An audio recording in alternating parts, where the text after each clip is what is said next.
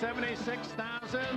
The perennial sellout, the Raiders and the Denver Broncos, two teams struggling out of the gate, each with 2 losses. And the simple mathematics, you lose the first 3 games of the season. Only 3 teams, only 3 in history have recovered to get to the playoffs. Yeah, and Dick, the strange thing about these 2 teams is one in the preseason, Art Shell said, this is the best team I've coached as a Los Angeles Raider head coach, and they're 0-2. And for the Denver Broncos, who historically have kind of ridden the arm of John Elway, he's had 3 interceptions, 2 returned for touchdowns, and he admitted to us day before yesterday, look, I got to play 60 minutes. I put it right on my shoulders. My performance has got to be better. The Broncos, in their 1965 uniforms, will receive the kickoff. The old Oakland Raiders 63 uniforms on display. As Jaeger puts it in play, spins it deep. Butler by Note, the rookie from Ohio State, but that is Derek Russell, and Derek Russell out of bounds with a flag down.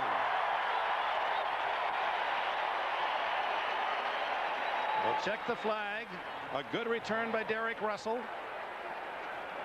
but a block below the waist apparently against the Broncos is the preliminary signal. And while they sort that out, let's go to the starting lineups. John Elway has this offensive front 5: Zimmerman, Nylander, Wydell, Habib, and Freeman. Leonard Russell, the former Patriot, rushed for 1,000 a year ago. Derek Clark, the rookie from Little Evangel College, replaces Rod Bernstein. Anthony Miller, the former Charger. Mike Pritchard, the ex-Falcon, are the wideouts. Jerry Evans is the only tight end on the roster. Shannon Sharp, while an injured knee is available. Derek Russell is the 3rd wide receiver. So after the penalty, instead of good field position, Elway starts from his 9.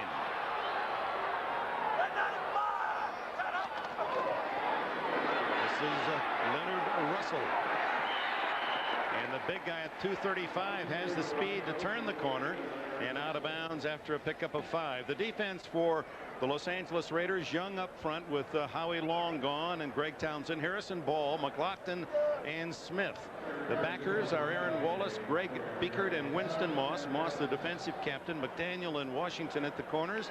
Hoskins and Anderson, the hitters at safety. When they go to the Pirate, they bring in Mike Jones, a good cover linebacker, and the Pro Bowler Albert Lewis. 2nd and 5. Russell in motion.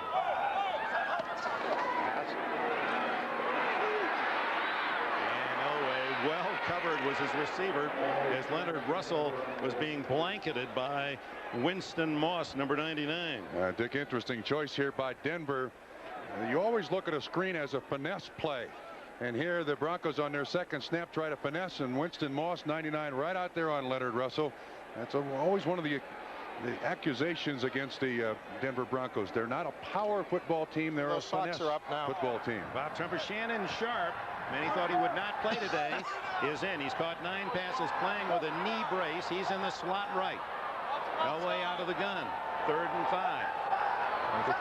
Barely gets it off. Protected well. Sharp can't hang on, and you could see him favoring that leg. Yeah, he should leave, Dick. No question about it. I think that's the one and only pattern he may run today. He has a brace on his right knee. Hurt it in the opening game against San Diego. Here's Elway really putting the spin on it. And it appeared to me that is normally a catchable ball by Shannon Sharp, but he's worried about his leg. And that was compounded by the fact he was making his cut on the infield dirt, the baseball alignment, and seemed to have trouble with his footing. Tom Ruin with his punt and kicks it to the sidelines, well away from Tim Brown, and that is going to give the Raiders excellent field position. In fact, it appears they're going to start on the Denver side of the 50 all the way down to the 42-yard line. So a big break for the Raiders. Now they mark it closer to the 43 on a 28-yard punt. So here's the Raider offensive set. Big guys are Perry, Wisniewski, the Pro Bowler, Mosbar, Gogan from the Dallas Cowboys, and Wilkerson. Flag is down, by the way, on the punt. Hostetler, who's had trouble. Some say he's got a bad elbow. Ty Montgomery will start with the former 49er fullback Tom Rathman. Tim Brown and Alexander Wright are outside, and Andrew Glover the tight end. When they go to the 3 wide, it's Rocket Ismail, Brown, and Jet that are the targets of Hostetler. A personal foul, and so what's new on the first couple of plays of the game? We've still got Only 55 seconds expired. Gordon McCarter will tell us the story. Personal foul, number 47, receiving team. Donald during Frank. the kick, going out of bounds to block an opponent. 15 yards, first down. Donald Frank, who played with the Chargers and was traded to the Browns and acquired just recently by the Raiders, trying to make a statement, and it cost his team 15. So instead of being an outstanding position inside the 50, they start from their 42 instead of the Bronco 42. Rathman in motion. Ty Montgomery gets a block from Rathman and is down at the 47. Elijah Alexander, number 58, the linebacker from Kansas State, makes the tackle. Dronette Washington, Williams, and Simon Fletcher, one of the best pass rushers in the NFL. Alan Aldridge, rookie Houston. Carl Mecklenburg signed 2 days before the opening game of the season. Alexander, who just made the tackle. Smith and Crockett at the corners. Atwater and Jones at safety. It's a whole rebuilt deep defense, the Broncos.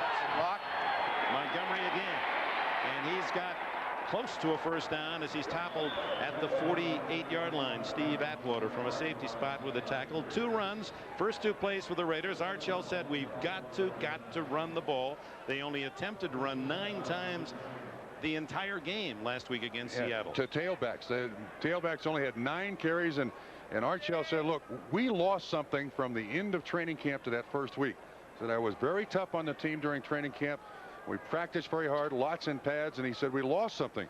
But you're right, Dick. They just went away from the run too quickly, and Rathman even said that to us last night. He said, man, you got to commit to the run so that everyone's more comfortable with the blockers around the running back. And the other advantage is it gives those 5 linemen a chance early in the game to go out and really smack somebody and not be in that passive role that the pass protector has to. Which is the Raiders' character. Smash you in the mouth. First down for the Raiders. Rathman in motion. It's Montgomery. Another run and a successful one into the secondary, and a first down at the 33 of the Broncos before Atwater, one of the last orange jerseys, could bring him to the dirt. 15 yards on the play. That's the longest run by a Raider running back this season. Excellent blocking up front. They split the defensive end and defensive tackle of Denver. Unusual to see Montgomery run from inside the tackles, Dick. Quarterbacks had all the long runs. That's the longest by a running back.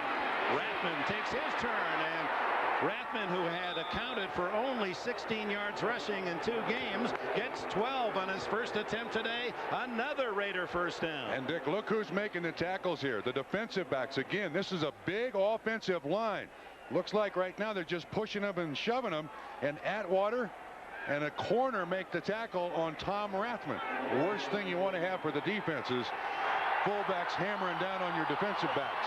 3 first downs, all on the ground at the Denver 20. And another run. Montgomery. They string him out. He gets the corner. 10, 5, and out of bounds.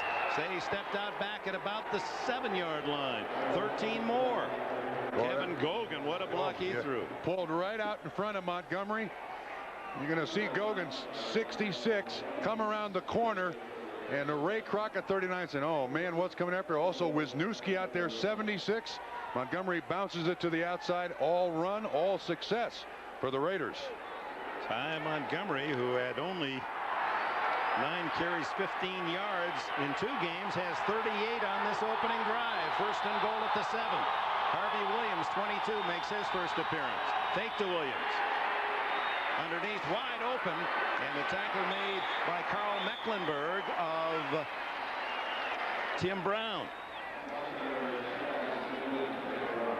Well, opening drive here, the Denver Broncos defense not stopped anything.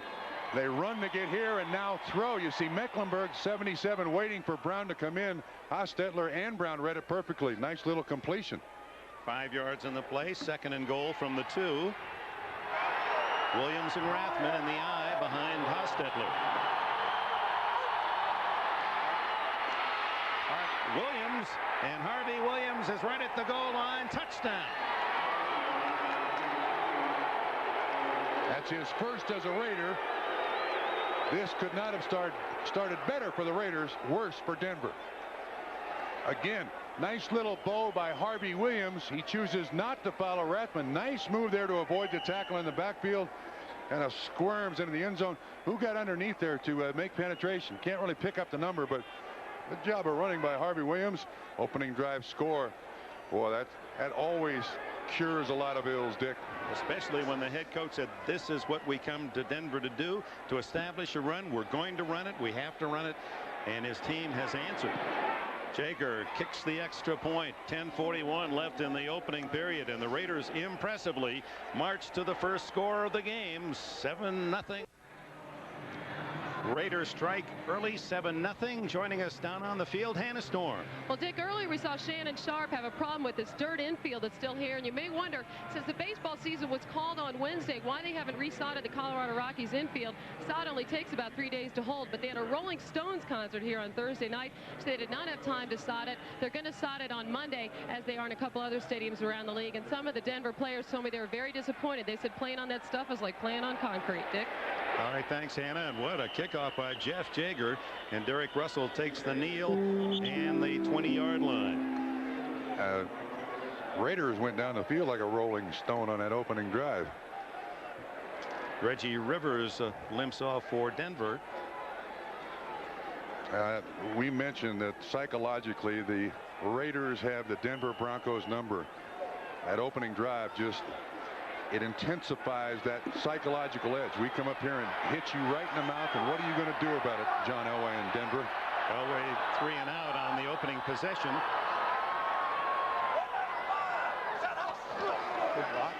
And the give is to young Derek Clark, and Clark has 10 yards. The 235-pound rookie from Evangel College, the Crusaders in Springfield, Missouri. Dick, with big running backs in the backfield, you're going to see a lot of pulling here by the Denver Broncos to get around this defense. A good lead block by Leonard Russell on the backside, but you see the guard kind of just gets out in the way, nothing more than that. That's John Melander, and most of that Clark did by himself. Clark playing for the injured Rod Bernstein. Bernstein with a hamstring. He tried it out today and opted not to go with a flag down. And this is Leonard Russell as he's to the short side of the field, run out of bounds, but it appeared that Nolan Harrison had jumped into the neutral zone. But Dick, already Denver running for the corners, running the sweeps, not going straight at this Raider defense. Elway will take the 5 yards. Penalties undoubtedly will be part of this game. Number 74 defense, 5 yards, repeat first down.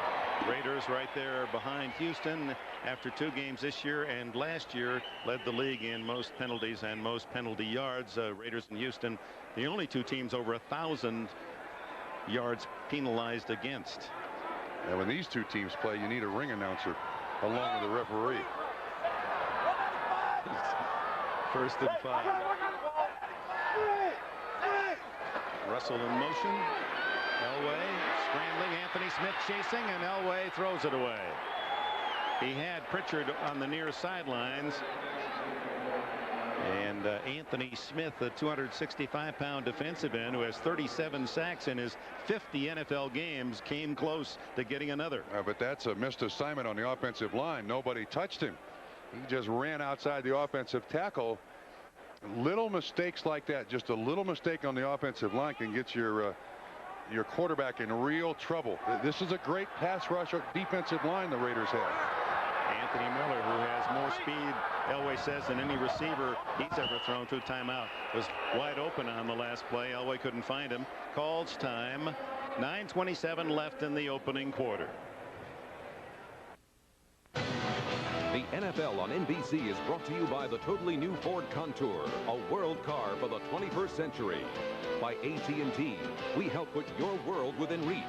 By Budweiser, Beechwood aged for a crisp, clean, classic taste. And by Taco Bell, tacos, burritos, and nachos. Cross the border.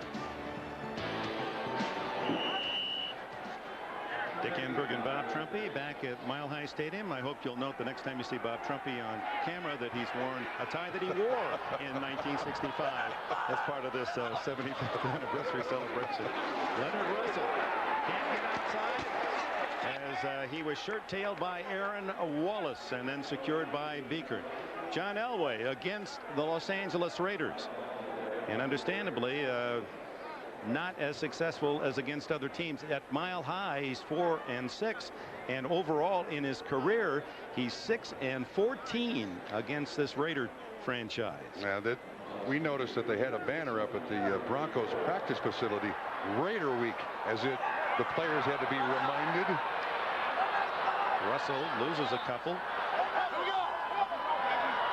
It's a long, and Elway gets Chester McLaughlin to jump early, and of course Elway has that hesitation count. And he said one thing, I'm glad Howie Long isn't here. I had so much trouble getting Long to bite on that count. Encroachment, number 91 defense, 5 yards, still 3rd down. That's something that John Elway has used throughout his career, and it drives head coaches crazy because defensive linemen are supposed to be looking at the football.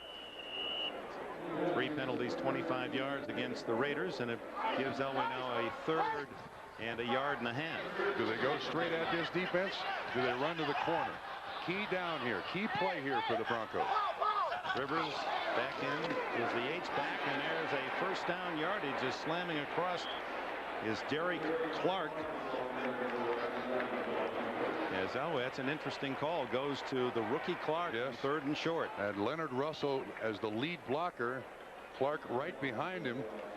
But I like the call because they went right at the defense. Now the interior of this Raider defensive line with McLaughlin and Jerry Ball, huge, very hard to move when you run the ball, but you do have to fire at them. It is a 1st down. Again, as you watch this play unfold from behind the defense, Winston Moss feels excellent block by Russell, and there's McLaughlin. Just the strength this young man has is scary, Dick. Once he learns how to play defensive tackle, he's going to consume a lot of people from that spot. All the 1st downs in this game, interestingly, have been by the run. Raiders leading early 7-0. 1st down for Elway. Screens it successfully to Leonard Russell. Russell slips and was down with contact after a gain of maybe a yard or 2. Nolan Harrison and Winston Moss there for the Raiders. Interesting choice here that Leonard Russell, who carried the ball 300 times last year for the New England Patriots, is used as a receiver on these screens. I mean, again, it's a finesse move. Try to get around this defensive line, slow down the pass rush a little bit. This guy is best when he carries it 20 to 25 times a game. What a find for the Denver Broncos. That was quite a story. It wasn't just a find, it was a hide. They had to hide him from the Raiders, who wanted him as well as a free agent. Elway, who hasn't gone deep yet, has man wide open. Derek Russell, and Russell is to the 27-yard line. Albert Lewis, the tackler, 31 yards. Well, this is the arm strength of John Elway. There are not many quarterbacks, and the timing of this new offense with Jim Fossil. Here's the receiver. You see Elway set. As soon as he sets, he's ready to throw, and Russell is by Albert Lewis. 1, 2, 3, 4, 5. Hit, step, throw. You've just got to have so much arm strength and the confidence to get it in there. Denver and John Elway have both. Denver's deepest penetration, trailing 7-0. The handoff inside, and nothing much there for Leonard. 8-ball Russell was a #1 pick of the New England Patriots in '91. Was the 14th player selected, in fact. Dick, again, back to the big pass reception. 3 wide receivers set. You see Russell with an excellent move by Albert Lewis. And boy, Elway just, I don't think there's anybody in the game who can throw it that hard, that accurately. Puts it right in the hands of Derek Russell for a big 1st down pickup. 2nd and 9.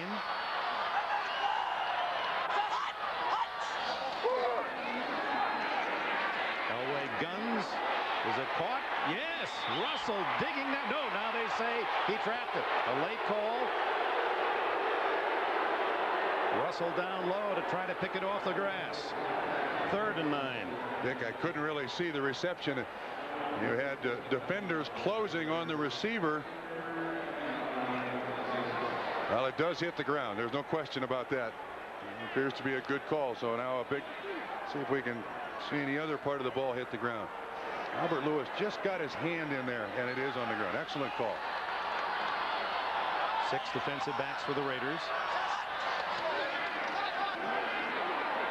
Elway has it knocked right back into his lap. Almost caught his own pass as it was blocked apparently by Andre Bruce coming in from the left side. Only got a little penetration, but then he gets up in the air. He's on Russell Freeman's 68. 56 is right there. He's reading the quarterback's eyes, hit him right in the arm. Good defensive play by the Los Angeles Raiders. So it'll be a 44-yard attempt. Jeff Campbell, the wide receiver, to hold for Jason Elam, who is a perfect 5 for 5 on the young season. Young man who played at the University of Hawaii. He is 6 for 6. 43 yards officially, and with 5:35 left in the opening quarter, Raiders 7, Broncos 3. The Raiders with the lead 7-3 after Elam's 43-yard field goal. He's going to kick it off deep to return. Rocket Ismail and Harvey Williams. Rocket the feared returner, so they kick it the other way toward Harvey Williams at the 10, 20. Runs into his own men at the 30, and down at the 31, Reggie Rivers made the tackle. It's the most talked about move since the Dodgers left Brooklyn. Frazier moves to Tuesday this week. He wrote that himself, I understand. Don't miss the season premiere of Frazier, Tuesday at 9 Eastern, 8 Central on NBC. Talk about a star. Wade Phillips, the son of Bum, looking for his first win of 94. He has brought in a lot of talent offensively and has had to rebuild defensively. Only 3 starters from last year on defense at this point of the Broncos season. Another big hole on the running game. Simon Fletcher makes the stop after a pickup of about 4 last week against Seattle. First half, 35 plays, 28 were either passes or scrambles by Haas. Today in the first drive, 6 rushes, 1 pass, and they gained 53 of the 58 yards on the ground. You can see how poorly the Los Angeles Raiders have rushed the ball as a team.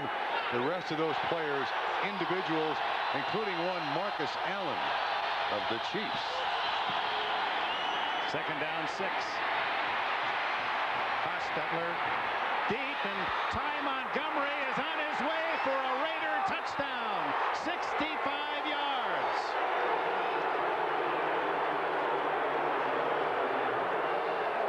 Hostetler had the Broncos thinking he was going to keep the ball and scramble forward, and right at the line of scrimmage finds Montgomery wide open. Here's Montgomery. He runs a little circle route. Everybody drops him. Nobody pays attention to Montgomery. When Hostetler looks off the first and second receiver, you see the linebacker jump inside.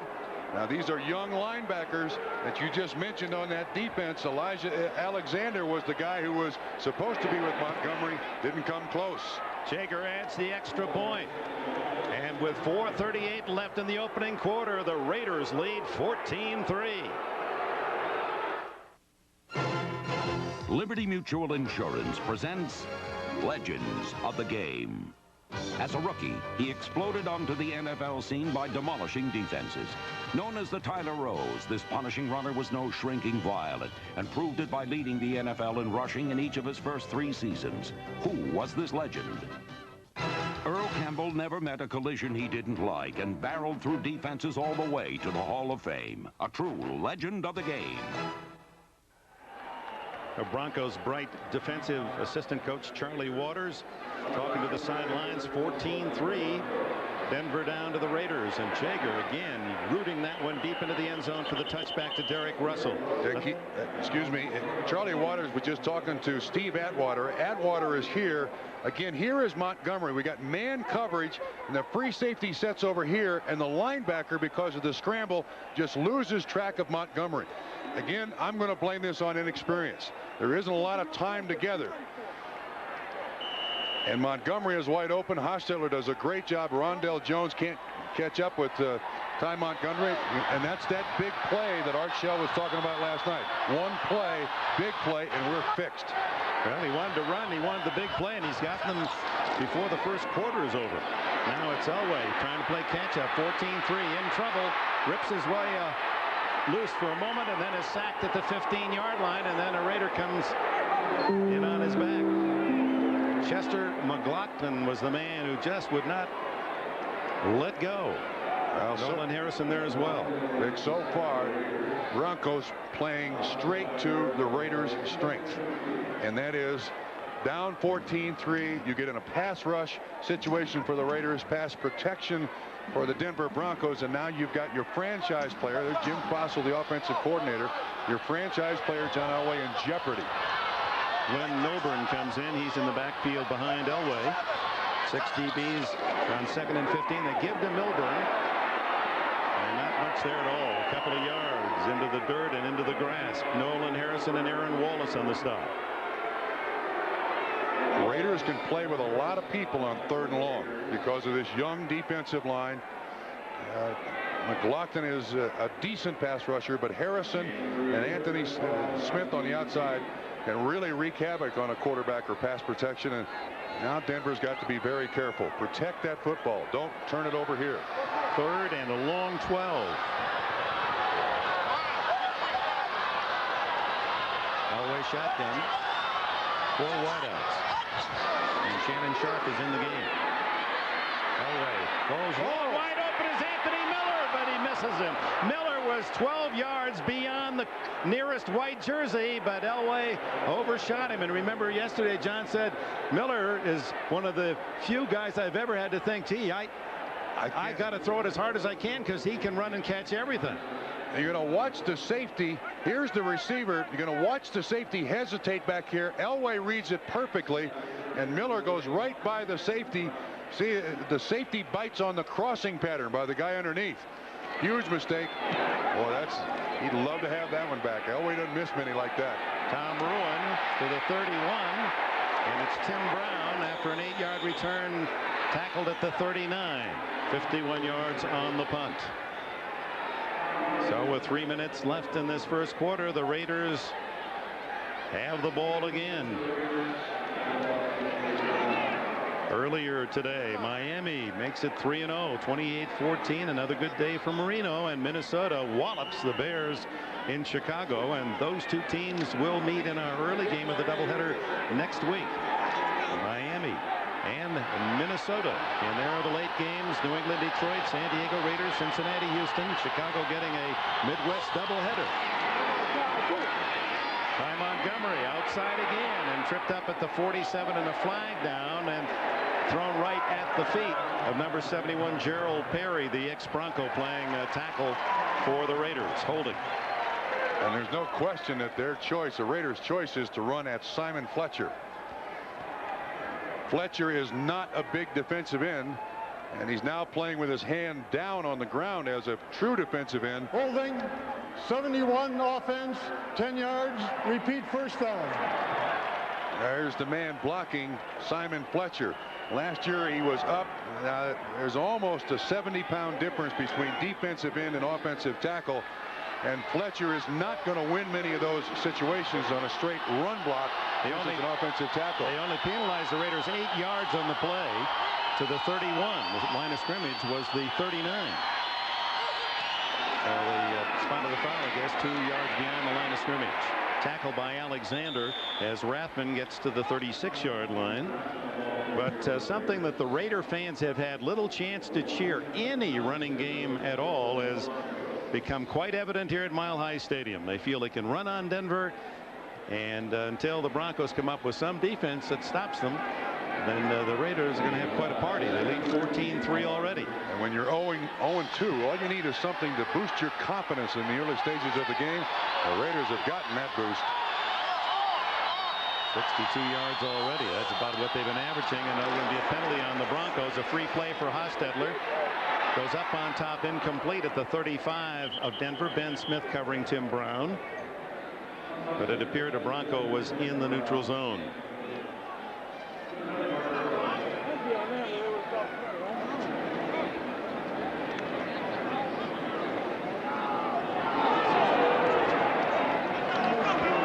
Offside, 73 defense, 5 yards, repeat second down. I think he's got the wrong defensive end, but let's see if we can pick up any movement from the tackle. And there's a little rocking back there by Wilkerson, 68. And I don't believe that's Simon Fletcher that was in there. But the penalty does stand. Simon Fletcher, probably the best NFL lineman going that has not made it to the Pro Bowl. He's right with Reggie White in sacks the last 5 years. No one will vote for him. Hostetler underneath, rocked by Tom Rathman over the middle. Carl Mecklenburg on the coverage. Richard Harvey was there as well. Rathman on the little circle route out of the backfield. It appears to me that what the Raiders are doing right now is trying to suck a lot of people up to the line of scrimmage, and then they can utilize all that great speed on the outside. Throws underneath, running the ball very well. It keeps linebackers and safeties close to the line of scrimmage, makes that deep stuff work, Dick. 3rd and 8. Raiders go with the 3 wide out with Montgomery in the backfield and Tim Brown in the backfield. Hostetler guns. Underneath of Darrell Hobbs and a first down at the 45 of Denver. Elijah Alexander makes the tackle. 14 yards in the play. Nothing wrong with the elbow on that throw. And Dick, also look at the protection here. Denver only rushes 4 guys, but Hostetler did a great job. Look to the left, set through. Elbow looked fine there. Hobbs, the guy who came off the practice squad last year, he was playing the opponent's quarterback in the practice squad, and Freddie Bolitnikoff had him working on the speed bag that boxers use to get his hand and eye coordination better. Excellent receiver. Had a tremendous preseason, led the Raiders in catches. That's his 3rd of the regular season. Harvey Williams caught, spins, still on his feet. What an effort. He gained about a yard, but should have lost 5, and the fans aren't happy. Dick, again, they're running at Simon Fletcher, and what they're not happy with here is arm tackling. Lead block by Tom Rathman. Gogan pulls. Let's see how many arms he goes through. There's one. Crockett. 90 Williams finally drags him. No, he doesn't drag him down. Rondell Jones finally gets a arm on him. That's very poor tackling by Denver. Yeah, the 5th defender finally got him out of bounds. Gain of 2.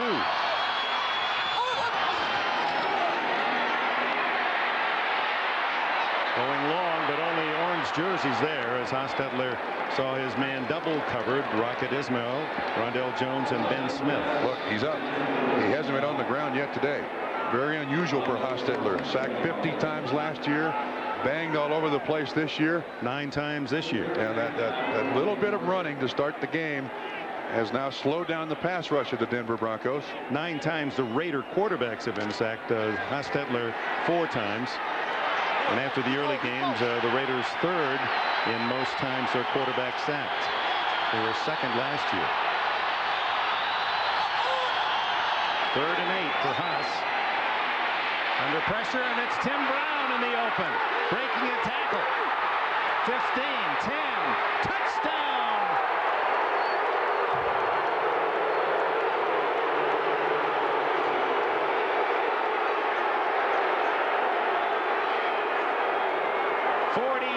yards. Hostetler to Tim Brown, and Brown with some fancy running after the catch.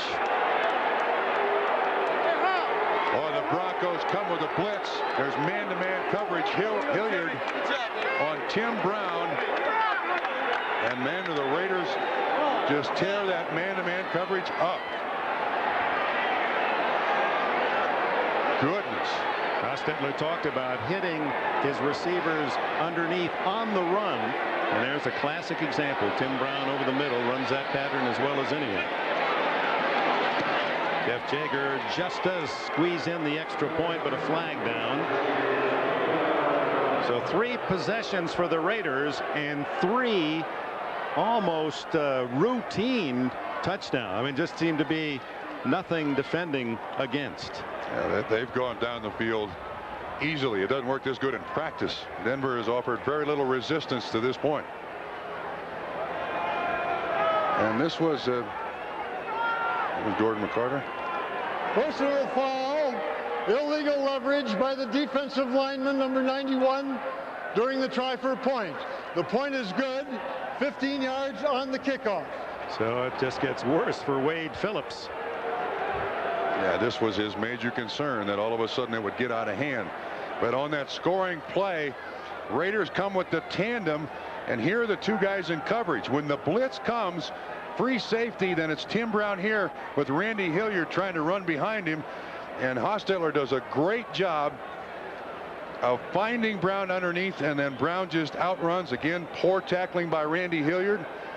And Brown down the sideline, a little assist from one of the receivers. A nice little block gets him in the end zone. Rondell Jones just playing tag down there as if he wasn't very interested.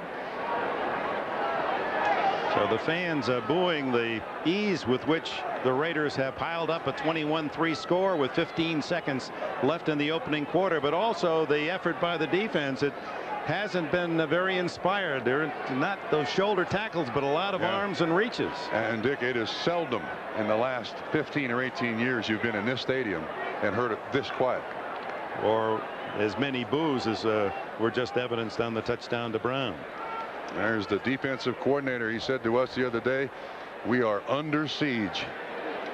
Well, he's playing without two starting linebackers, in fairness to Charlie Waters. Mike Kroll is injured and Dave Wyman injured, so they've had to make some changes. In fact, Carl Mecklenburg, who many thought might not even be with the Broncos this year, signed 2 days before the opener. Boy, is Jaker ever, well, in this case, after the 15-yard penalty from the 45, easily boots it out of the end zone. And from the 20 again, John Elway. And now for the Broncos, the test will be if Elway can keep things under control and play this series as if the score were even. And the tendency now is for everyone to try to hurry up and make the big play, and it's not necessarily there. But Dick, having been in that situation, you can't do that, because now you've got a defense standing on the other side of the field that has not played poorly in the first 2 games, but not played well. And they've got a sucker over there, and we're going to take it out those 2 losses on the Denver Broncos. 10 seconds left in the quarter.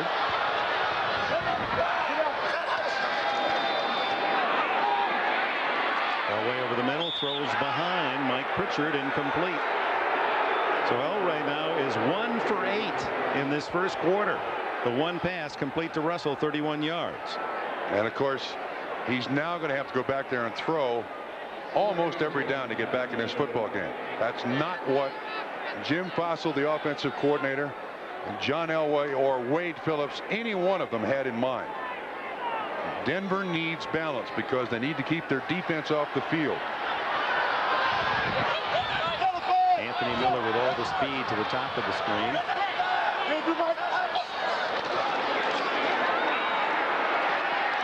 Elway has to throw it away. Half roll away from the pass rush. Oh, with a chorus of 76,000 booing the home team. That's the end of the quarter. With Bob Trumpy and Hannah Storm, Dick Enberg at Mile High Stadium. Welcome back. Start of the second quarter. John Elway with a long march back to the other end, and the ball is spotted at the 9-yard line because on the play that ended the first quarter, Elway ruled to have thrown the ball out of bounds well behind the line of scrimmage. That's a foul, illegally grounding the ball. And they marked the ball at the spot of the foul since it was more than 10 yards behind the line of scrimmage. And throwing it away, he has to at least get it near or beyond the line of scrimmage.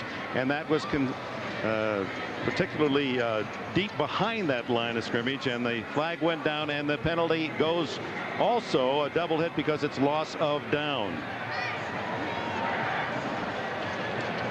A reminder, tomorrow night, a comedy blitz with a special 1-hour season premiere of The Fresh Prince of Bel-Air. That's at 8 Eastern, 7 Central. Following The Fresh Prince, the most acclaimed new show of the season, ER, a 2-hour movie preview, tomorrow night at 9 Eastern. A big night of premieres tomorrow evening on NBC.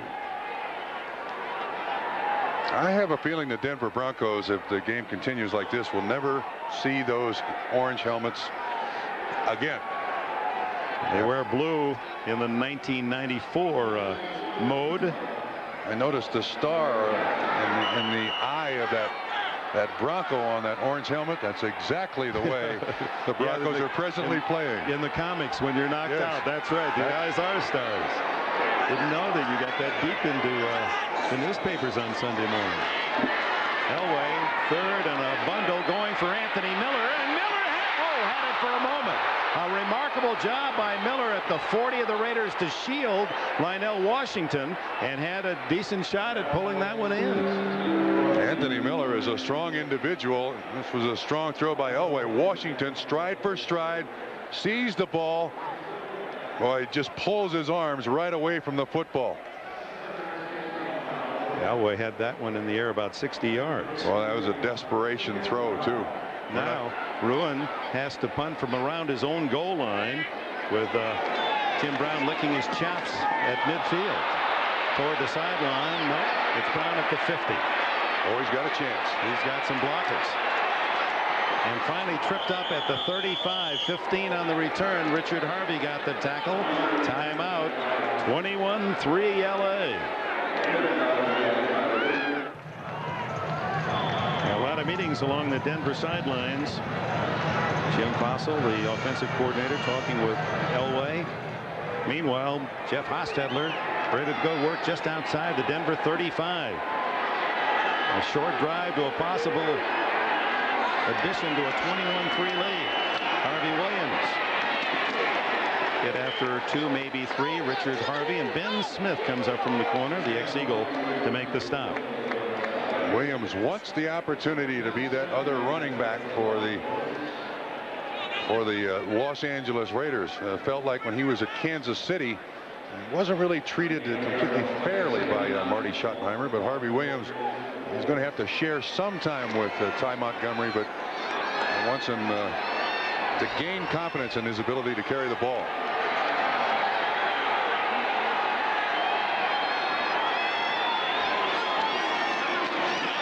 Fake to Williams. Hostetler, a ton of time, and throws it away. Williams on the near sidelines.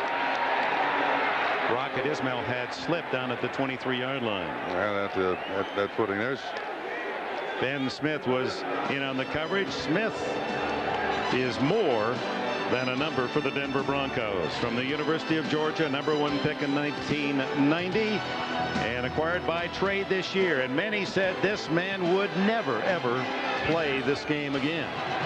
2 knee reconstructions, out for 2 years. Worked 3 days a week, 3 to 5 hours a day for 2 years to get back, and is playing.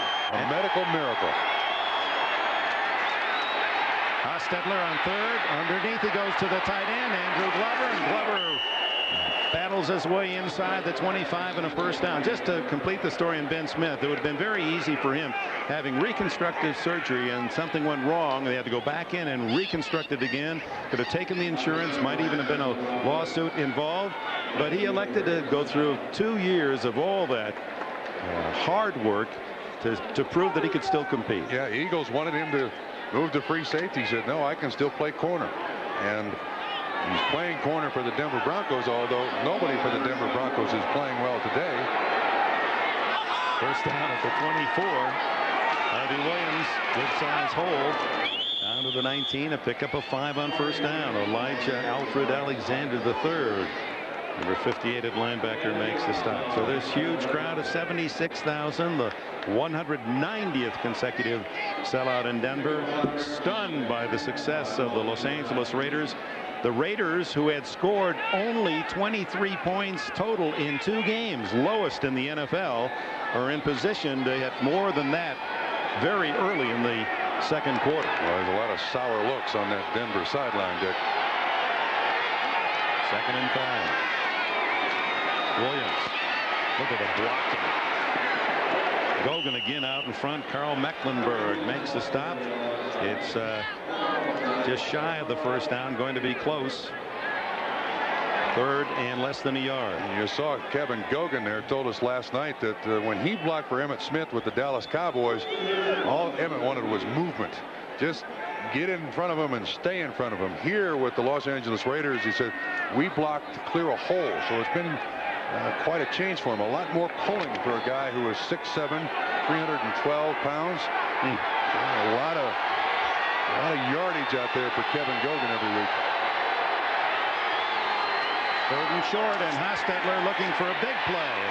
Underneath to the tight end, backup tight end Kevin Smith, his first NFL catch and a first down inside the 10.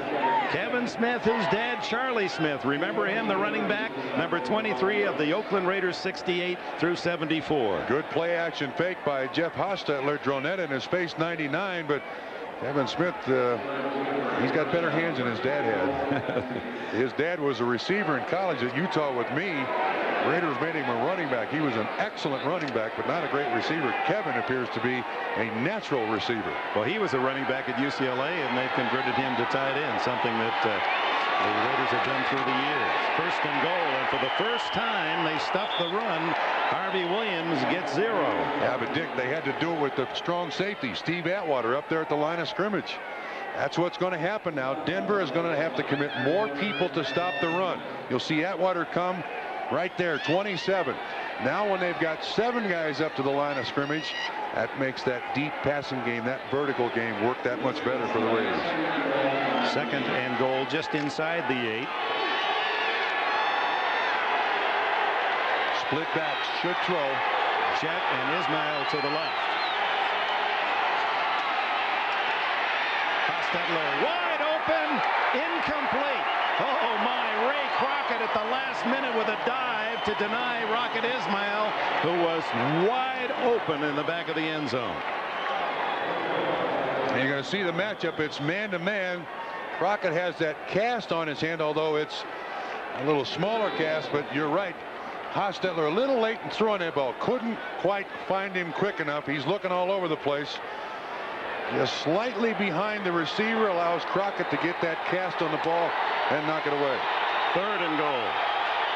Just that close. A Crockett fingernail from 28 to 3. Timeout, Hostetler. 10 minutes and 20 seconds left in this first half. The Bronco fans trying to help their defense stop the Raiders. The NFL on NBC is brought to you by Dodge. The more things change, the more things look like the new Dodge. By Burger King. Value every day. Have it your way. By Goodyear, #1 in tires. And by Castrol Syntex, the full synthetic motor oil that protects in ways other oils can't. Now the land of the Broncos. It's all Los Angeles, 21 to 3. 3rd and goal, 8-yard line. And the Broncos need a stop. Force at least the field goal attempt. Hobbs is in. He's to the right. Brown slotted right. Ismail far left. Brown in motion. Oh, he's wide open. And touchdown to the tight end Glover. Oh, there were 2 receivers wide open, Dick. Hostetler had his choice. He took Glover, but Ty Montgomery uncovered in the end zone. Jeff Hostetler's 3rd touchdown pass of the first half, as the Raiders have scored more already than the entire total of the first 2 games. There were 6 defensive backs in the ball game for the Denver Broncos, and how 6 could not cover 2 receivers is beyond me, but 2 were wide open. Try for point by Jaeger. 28 to 3, Los Angeles. The Raiders have awakened. Andrew Glover with his first touchdown of the season. Former basketball star at Grambling. And Charlie Waters trying to figure up something to stop Los Angeles. Watch this. This is Ty Montgomery. He does not get the ball. Here is Glover. He gets the ball. Now look at both of those guys and how open they are, especially Montgomery, bottom of the screen. No one out there, but he chooses the guy in the end zone. Glover, Rondell Jones, 31, closest, but that is a total breakdown in the coverage for the Denver Broncos. This is, Charlie Waters is watching this with binoculars. That was after the play. Charlie told us in our visit that he was concerned. He said a lot of changes on defense. They've got, of course, 2 new cornerbacks. Dennis Smith is no longer there at a safety spot. Atwater's moved from free to strong safety, only his 2nd game there. Fletcher's down as a defensive end. Mecklenburg, as you said earlier, wasn't going to be there, is now there. And last week was Rondell Jones' 31's first NFL start. So they're taking a heck of a chance with this defense and its youth and inexperience, and the Raiders have taken advantage of it in this first half.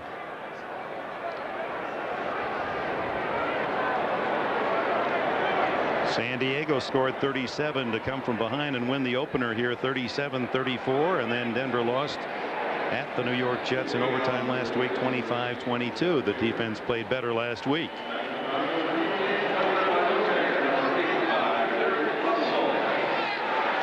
Jaeger hits a low ball into the wedge, picked up by the rookie, and young Derek Clark is out across the 40 to the 42-yard line. Jaeger slipping on the dirt infield as he delivered his kick and just punched a ground ball. Let's take a moment here behind the statistics here in the NFL. And a look at points scored, NFL average and the Raiders average a year ago. The Raiders averaging only 20.5 points per game, although they went on to a 10-6 season. This year only 11.5 prior to today, while the league average is up a touchdown. But today things have changed. Elway, that receiver cover, now has to scramble, dumps it, and Leonard Russell gains only a yard or two as he's hit by Albert Lewis. And Lewis, who was knocked out in the game against Seattle last Sunday at the Coliseum when teammate Eddie Anderson just crushed him in the side of the helmet as the two were trying to make a tackle, and Lewis gets up a bit slowly. He was knocked cold last week. Didn't remember anyone talking to him at all. And as bad as that second half was for the Raiders, he was the one guy that benefited. Yes. They were kidding. Raiders second half last week as bad as the Broncos first half this.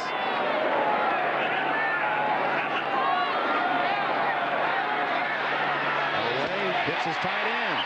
Jerry Evans' first catch of the season. Winston Moss runs him out of bounds. First down in Raider territory. 14 on the play. Well, it now looks like the Raiders are saying, look, 28-3, we're in no hurry. You're not going to get the big play. We're going to play zone, keep receivers in front of us. Let the clock be our friend here. Elway does not look comfortable in the pocket today. He's quick to move out and move around, Dick. From the shotgun at the 44, he has Milburn to his left and Russell on his right side.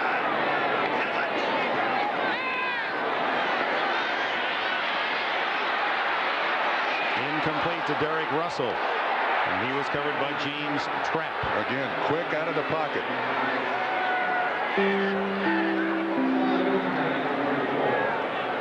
You look at the other scores, and the two unbeaten teams, surprisingly so early in this '94 season, the Chargers and Seattle are 3-all. Casey and Carney exchanging field goals in the second quarter. And Chris Warren, apparently an elbow injury being x-rayed. That could be serious news for Seattle, and that's part of our big doubleheader next Sunday. I wouldn't have predicted that those two teams would be 2-0. These two teams would be 0-2.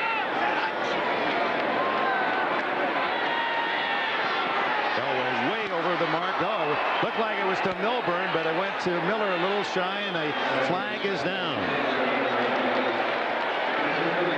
Should this game continue to be an overmatch with the Raiders dominating, we will switch many of you watching to that Seattle-San Diego game. We, of course, by NFL contract, will stay in the Denver and Los Angeles markets.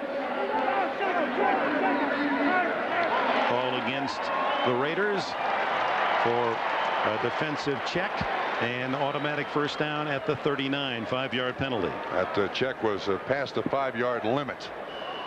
But again, saw that pass. There were two receivers very close to it, Miller and also Milburn. The offense here of Denver just doesn't look in sync at all. Elway 4 for 14. Give it to the youngster Derek Clark.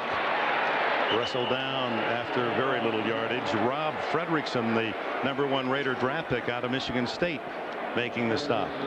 This is a situation where at 28-3, the offensive coordinator can't make the right call unless it's a touchdown. I mean, you're to the point now where you can't set up a defense for something in the near future. And Jim Fossil has got his first 12 plays laid out there, but he's the game plan C already. None of that is going to work. Pritchard looking for his first catch in motion. He's had 2 big games prior to today. Elway. Caught from behind by Mike Jones. There was a time when Jones would not have been able to get on the heels of Elway, but he's lost a step, and Jones tackles him after a short gain. And as a matter of fact, John Elway has, over the last year and a half or so, begun to throw the ball away. And when he gets hit here, looks like Jones kind of grabs his ankle, and he limped back to the huddle, Dick. It's bad enough to be down 28-3, but you don't want to lose John Elway for an extended period of time. Left ankle he's favoring there. 3rd and 5. And there's a flag down. Elway hit from behind. He knew it was coming. Milburn left early, and the tackle that was amazing, made by Eddie Anderson, who came on a safety blitz. He went by him and came back. It was Milburn who moved, number 22. And the Raiders undoubtedly will take the sack, the second of this half. Illegal motion, left setback, penalty declined, 4th down. Seldom you see a blitz work this good. This is Eddie Anderson coming here. He misses Elway on the first time. Elway does a good job of avoiding it. Then nobody open downfield. Anderson on the ground, gets up, makes the sack. So the drive halts at the 40, and Ruin into punt unless this is a fake. 28-3 the Raiders. Brown at his 10. Now Reggie Rivers walking around with it. Doesn't have enough men out there. Here comes the 11th man. Oh my. This is a very discouraging first half for Wade Phillips' team and the fans of the Broncos. They're going to take the delay of game, which doesn't hurt them, back to the 45 if indeed the Raiders don't decline, and they're going to say now make them kick it short. Delay of game, offense. The penalty yardage of 5 yards is declined. It is still 4th down at this spot. Well, if they could, at halftime they'd change from these orange uniforms back to their regular Blame it on uniforms. something, huh? Absolutely. It can't be us, Dick. Tim Brown awaits Ruin's punt. He'll try to pooch it down. It's a beauty. That's going to go well through the end zone, not close to the sidelines. And so that amounts to a 20-yard kick net. Timeout.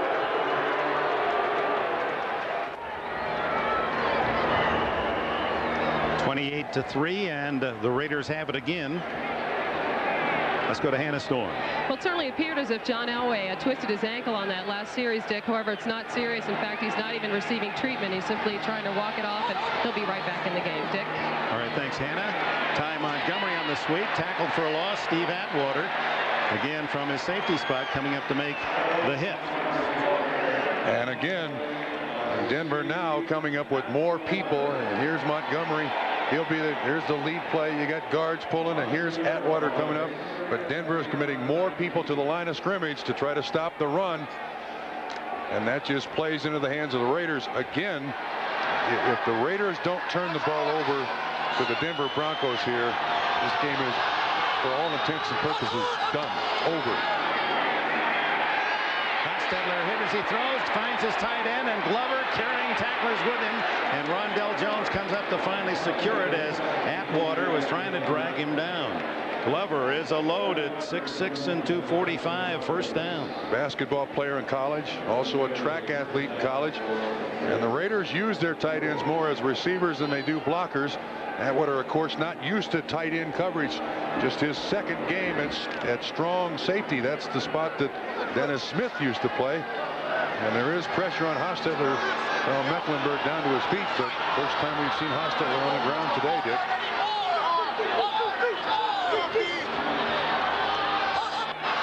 From the Raider 40. Up and out to Ratman, all alone in the flat.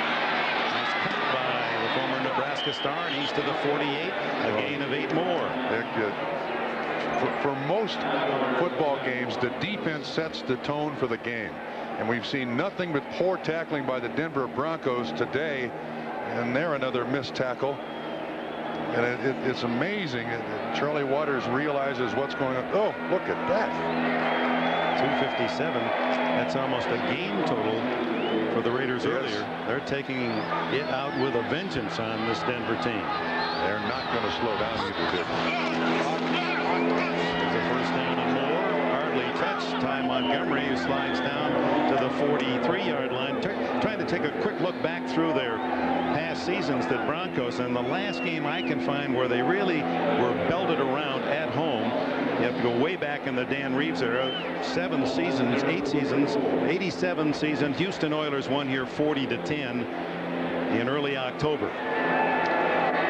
Meanwhile, Dan Reeves, of course, had been reminded, Wade Phillips, that he's 2-0 in New York, and the Giants are leading by a touchdown today. Yeah, there's baggage everywhere, no matter where you go. Good baggage and bad baggage. Hostetler. Redman alone again. Good block.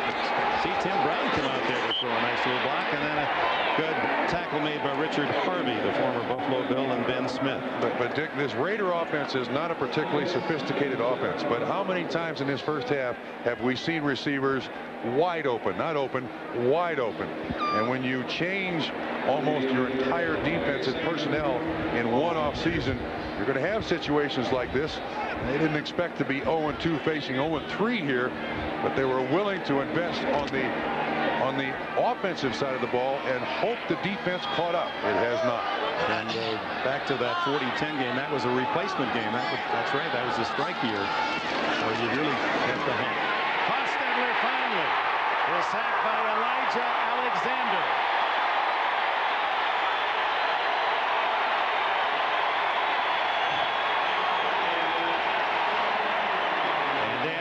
Following up on the sack by Alexander, and Haas thought that was unnecessary. Broncos don't have much choice, Dick. They got to take chances, come with a blitz, try to get the turnover to somehow get back in this football game. Alexander, 58 from the outside, nobody touches him. And then 90, Dan Williams. Yeah, that's up to the referee to call that flag. The referee's standing back there to do one thing: protect the quarterback. Maybe he should have thrown it. Hostetler calls timeout, a 10-yard loss. 2 minutes, 42 seconds remaining in the opening half. It's all Los Angeles Raiders. If you missed today's NFL Live, you missed Ahmad Rashad's look at confident Colts rookie Marshall Faulk. I kind of have everything, and then I can catch the ball, too. And Mike Ditka had these candid comments about Buddy Ryan. They have no imagination, they're pure vanilla, and they can't get it done with the offense they're running right now. Next Sunday, 12:30 Eastern, 9:30 a.m. Pacific. Ticking down toward the end of the first half, and the Raiders offense certainly feeling much better about itself, and Wade Phillips Broncos not much to go in and praise after the first 30 minutes, and the Raiders trying to get more. This is 3rd and 12 from the Denver 46, and it starts with Bronette, no flag down. Hostetler wide open, Hobbs, and no, he was out of bounds is the call. Crockett on the coverage. That would have been enough for a first down. It appeared he got 1 foot down in bounds, could not get the second. Left foot makes contact. No, the first one was out too. It's one of the few misses by Hostetler in this half. 3 touchdown passes, 65 yards to Ty Montgomery, 43 to Tim Brown. Yeah, I think when he has good protection, they can run the ball. His elbow feels a lot better, Dick. That's right. 7 to tight end Glover.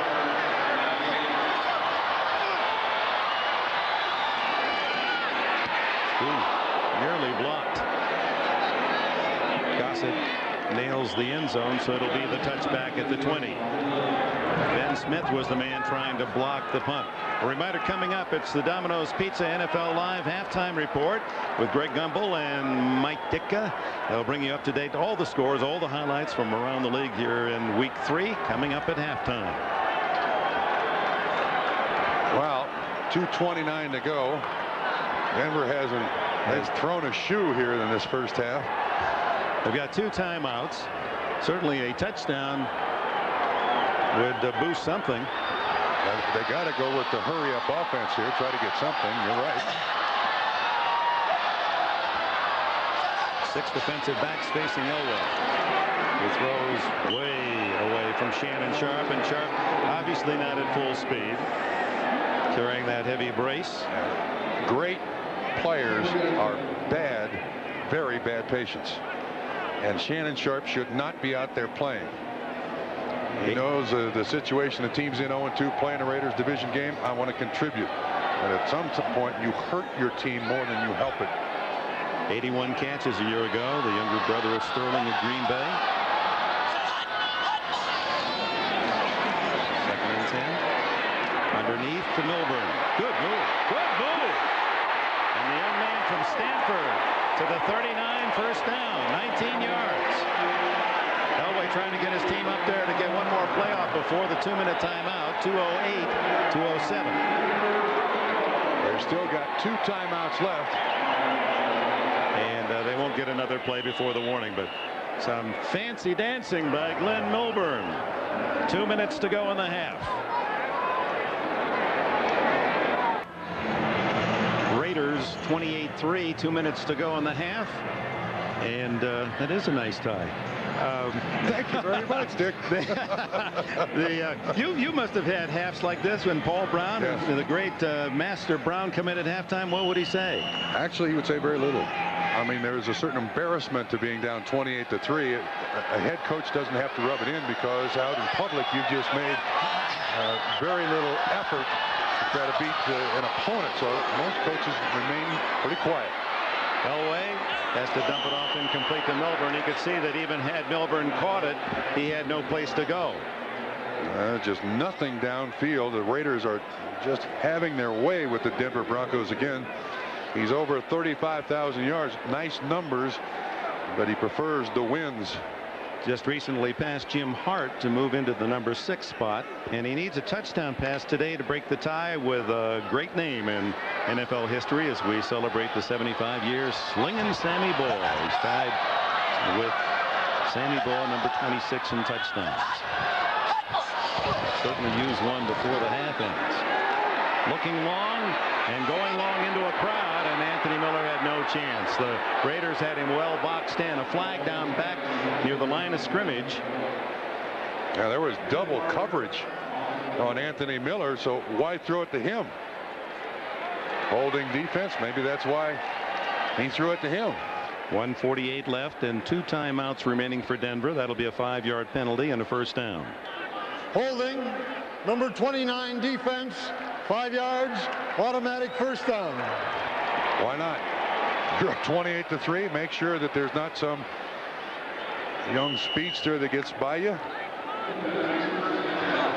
Mike Pritchard to the right, the former Colorado star who leads the Broncos with 14 catches, but shut out in the half today. Miller to the left. Elway over the middle. Oh my. Right through the hands of Derek Russell. Perfect throw. That could have been about a 20-25 yard gain. Yeah, Mike Jones, linebacker, the man in coverage. And Dick, when you have games like this, you always drop passes like this. I mean, it just feeds on itself. It's a mushroom cloud around your football team. And as a player, you feel like, I didn't practice this week. I don't know what we're doing. I don't remember the game plan. Who are these guys and what am I doing here? 5 for 18 for Mr. Elway and 65 yards.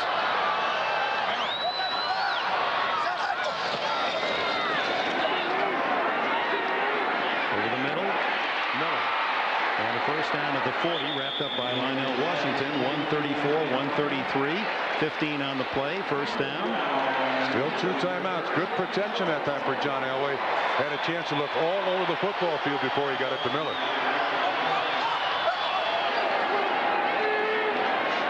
Wide open again. This time it's Tillman. Cedric Tillman inside the 30. Another first down.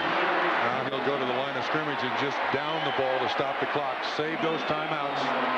Although he's got his team pretty much in order here. May not have to with 1:04. No, he's calling the play. Underneath to Milburn. Another good effort, but tripped up and down at the 24 now. He'll have to stop the clock with a timeout. He has one left. 50 seconds remain for the Broncos. Welcome back. 50 seconds remaining in the half. The Los Angeles Raiders scored first time they had the ball on a 2-yard run by Harvey Williams. An Elam field goal for Denver made it 7-3, and then the Raiders broke loose. 65-yard touchdown pass, Hostetler to Ty Montgomery. 43-yard touchdown pass, Hostetler to Tim Brown. 21-3 at the end of the quarter. Then Hostetler hit Andrew Glover, the tight end, 7 yards for another score here in the second period, and a 28-3 lead. They scored the first 4 times they had the ball. The Raiders scored 4 touchdowns. The Broncos, meanwhile, have been very silent.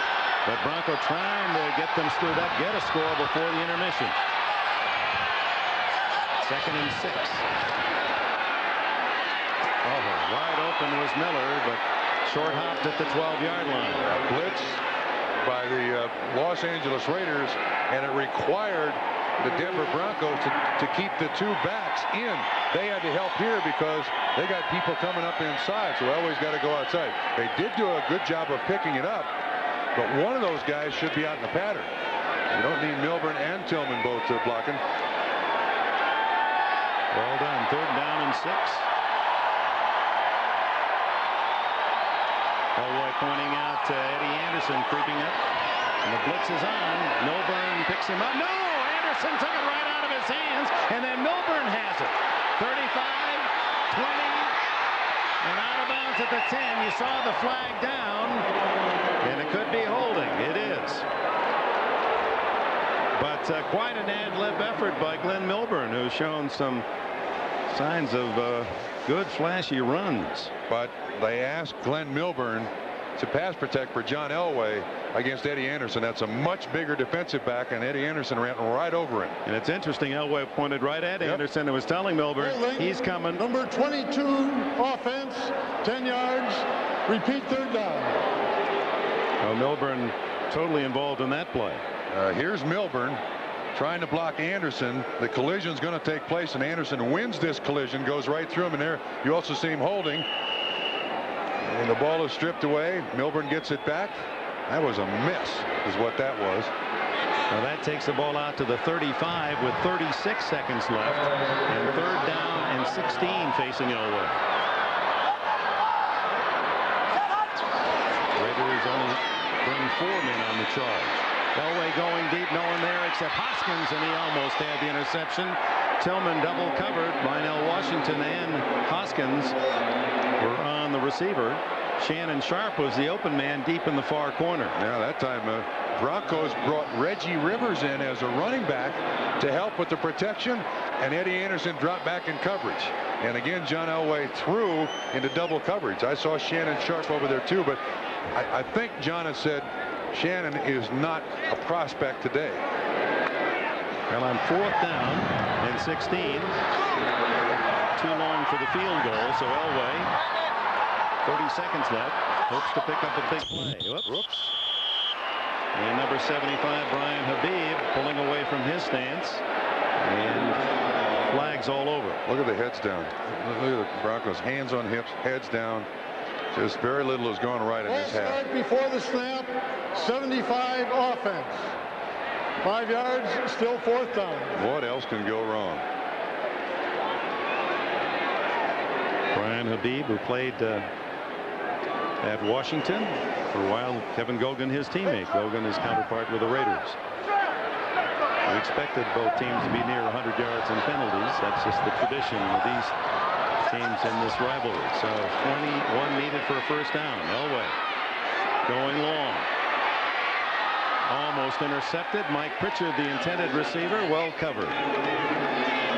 Terry McDaniel, the Pro Bowler, had him blanketed, and the Raiders take over on downs with 22 seconds left in the half, and the boos continue to grow. Dick, I was going to make the comment, when you have a team play like this at home, 0-2, the accusation of the team is it's not prepared. So I'm sure Wade Phillips is going to have to face that your team looked ill-prepared.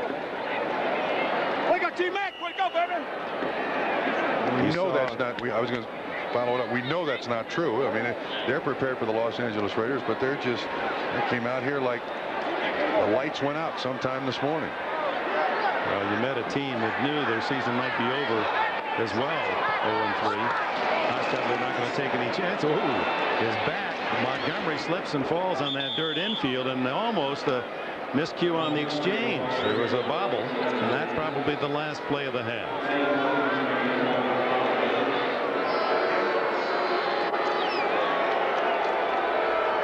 And the fans escort the Broncos off the field. Haven't heard that kind of noise for a long time here. We go to Greg Gumbel in New York for the Domino's Pizza NFL live halftime report. This is the Domino's Pizza NFL Live halftime report, brought to you by Domino's Pizza. When it's gotta be good and it's gotta be now, it's gotta be Domino's. And welcome back to our studios here in New York, everyone. Greg Gumbel along with Mike Ditka. Those of you who have been watching the games in Seattle and in Denver, let's run down the scores for you. And we'll begin with the game at Husky Stadium in Seattle. At halftime, the Chargers are leading the Seahawks by a score of 10-3. A couple of field goals in this game, and the difference is Natron Means, his 1-yard touchdown run in the second quarter to give the Chargers a 10-3 lead. What do you think about this game so far? Well, what's happened so far is really they haven't been able to put that much pressure on Humphrey. He's rolled out and he's made a couple big play. San Diego's been, you know, they're making more big plays than anybody on offense, and basically a lot of it's when Humphrey's out of the pocket. That's what he's done so well today. Seattle has lost 2 running backs in this game. Chris Warren left the game with an injured elbow. He had a bone chip in his elbow. However, that will be padded up, and he's expected back in the second half. John Vaughn, however, has left the game. He was poked in the eye, and he is not expected to return. In Denver, what is the deal with the Broncos? They're down 28-3 to the Los Angeles Raiders at halftime. Raider coach Art Shell, he'd love to turn the clock back to the glory days of the silver and black. 7-3 LA midway through the first quarter. Hostetler to Tyrone Montgomery, wide open, 65 yards for the touchdown, and the Raiders lead it 14-3. Hostetler this time to Timmy Brown, keeps his balance, and a 43-yard touchdown by Tim Brown. That made it 21-3. It is a 28-3 game at halftime. You just sat here and just shaking your head at the Denver defense. Well, on the last play that Brown scored, I mean, the guy doesn't even make an attempt to tackle him, number 31. I mean, they are so out of position. And sure, Hostler got out of the pocket. Yeah, he scrambled. He made the play.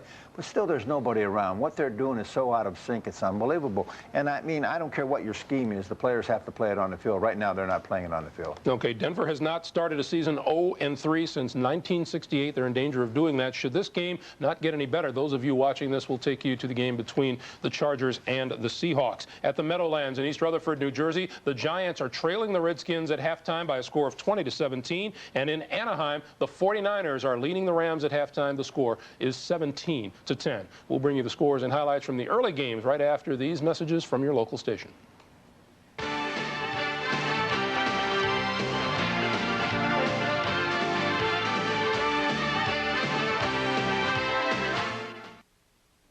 This is the Domino's Pizza NFL Live halftime report, brought to you by Domino's Pizza. When it's gotta be good and it's gotta be now, it's gotta be Domino's. Welcome back, everyone. Let's run down scores and highlights from the earlier action today, and we'll begin with the AFC East showdown between two 2-0 teams at Joe Robbie Stadium. The Dolphins won it by a score of 28-14. Honorary captains, lots of them. Joe Namath, Bob Kuechenberg, Manny Fernandez, but Jets didn't get on the board until the second half. Boomer Esiason to Richie Anderson. Watch Anderson's catch. Nice job inside the 5. He makes it to the end zone to cut Miami's lead to 14-7. But the Dolphins answered right back. Dan Marino play fakes and then hits Keith Jackson, who gets inside the 5. Is he held up here? Nah, how about the lateral to Irving Fryer, who takes it the last 2 yards for the score. Dolphins won it by a score of 28-7. Does it remind you of this back in January of '82? Don Strock to Duriel Harris and the lateral to Tony Nathan. Maybe that's what throwback means. The Dolphins won today by a score of 28-14. Very impressive performance by the Miami Dolphins today, Mike. Really solid. They played good offense. They got the running game going for the first time this year, really going, and they played great defense. And I think it's a credit to the coaching staff what they did defensively, because they're plugging so many different people in there, Greg, to be able to do what they're doing with Troy Vincent out there. Linebackers are all shattered, and they're still playing good defense. I think against a pretty good team. I think the Jets are a pretty good team. Boomer Esiason threw 2 touchdown passes today, but he was also intercepted 4 times. Soldier Field in Chicago, the Bears were trampled by the Minnesota Vikings. 42-14 was the final score. And Phil Jackson, head coach of the Chicago Bulls, one of those looking on. And he saw the Vikings score first. Terry Allen, 12-yard touchdown. He had 159 yards rushing and 2 touchdowns on the day. It was 7-0 Minnesota. 13-0 when the Vikes capitalized on a Bear turnover. Warren Moon to Jake Reed, 17 yards. The final score, 42-14. Jim Gray talked with Terry Allen after the game. All right, thank you, Greg. With Terry Allen of the Minnesota Vikings, 22 carries, 159 yards. Terry, what happened today? Why the offensive explosion after 2 weeks of struggling? Well, offensive line did a great job up front. They really opened the holes and they just did a great job all day. The running game got established, seemed to make it easier for Warren later on. Oh, definitely. Anytime we can get the run game going and the pass game going, it keeps the defense off balance, so it really makes it easy for our quarterback. Have you ever had a day like this? I had a couple, but you know, it was good to have it now. Gaping holes, huh? Oh, they were huge. Terry, thanks for joining us. Look forward to seeing you down the line. Let's go back to Greg Gumbel. All right, Jim Gray, 42 points for the Vikings today. They scored just 20 points total in the first 2 weeks. It's the 5th straight victory by the Vikings over the Bears. In Houston, the Oilers kept the Bills out of the end zone, but Steve Christie kicked 5 field goals. The Bills beat the Oilers by a score of 15-7. In Philadelphia, the Eagles welcomed Reggie White back to Philadelphia and beat the Packers today. 13-7 was the final. There's Reggie, and a lot of people happy to see him back. It was 7-3 Green Bay in the third after a Green Bay fumble. Randall Cunningham over the top for a yard. Philly's first rushing touchdown of the year, 10-7 Eagles. In the fourth, it was 13-7, a little over 2 minutes to play. Eagles have to just run out the clock, but Cunningham fumbles. Sean Jones recovers, and Green Bay has a shot. Trying to capitalize. The Pack on 4th and 4. Favre to Edgar Bennett, but Otis Smith is there to stuff it. Philly goes on to win. 13-7 is the final score. The Packers fall to 1-2. The Eagles improve to 2-1. At Three River Stadium in Pittsburgh, the Steelers fell behind early, came back to beat Indianapolis 31-21. Rookie Marshall Faulk just 62 yards rushing on 15 carries today. Neil O'Donnell hit by linebacker Tony Bennett. Quentin Coriat picks up the fumble. He goes 78 yards for the score. Ronald Humphrey returned the opening kickoff 95 yards. Those 2 big plays had the Colts up 14-0. But the Steelers, Barry Foster helps Pittsburgh pull even. 29 yards and a touchdown. Foster, 179 yards on the day on 31 carries. We're tied at 14. 21-17 Colts. Neil O'Donnell over the middle to John L. Williams, who goes 8 yards for the score. 24-21 Pittsburgh. The final, the Steelers win it by 10, 31-21. Pittsburgh is now 2-1, and the Colts are 1-2. In Cleveland, Buddy Ball hit a real wall today. The Browns shut out the Cardinals 32-0, the final score. A rough day for Jim McMahon, who got the start. He threw 2 interceptions, couldn't move the Cards' offense, nor could replacement Jay Schrader. He's picked off by Eric Turner, Turner's second pick of the day. This one he returns 93 yards. The Browns beat the Cards 32-0. The first time a Buddy Ryan coach team has been shut out. That covers a span of 86 games. Jim McMahon in the start, 19 for 38, 168 yards and 2 touchdowns. And where does Buddy Ball go from here? Well, he's got to redirect the offense because he's going to be shut out a lot more. That offense they got right now, I said before the game, unimaginative, very bland. They got to get something going. You know, that Cardinal offense was a good offense at the end of last year. They were 3rd in the conference. Right now they're last. And they got to do something about it. The first thing to do is get Berline back on the field. He's the best quarterback on that football team. Let him take that ball club. Give him a little bit to work with, and let's see what they can do. Browns scored 29 points in the second half today and won at 32-0. In Cincinnati, the Patriots win their first of the year. They beat New England, or they beat Cincinnati by a score of 31-28. Another big day throwing the football for Drew Bledsoe. He has his 4th consecutive 300-plus yard game throwing. That is a team record, and Marion Butts scored 2 touchdowns. And in Tampa, New Orleans got 3 field goals from Morton Anderson. They couldn't win either of their first 2 games at home in the Superdome. They get the first win of the year on the road, 9-7 over Tampa Bay. That'll do it for scores and highlights, and we'll send you back to the field for the second half right after these messages from your local station.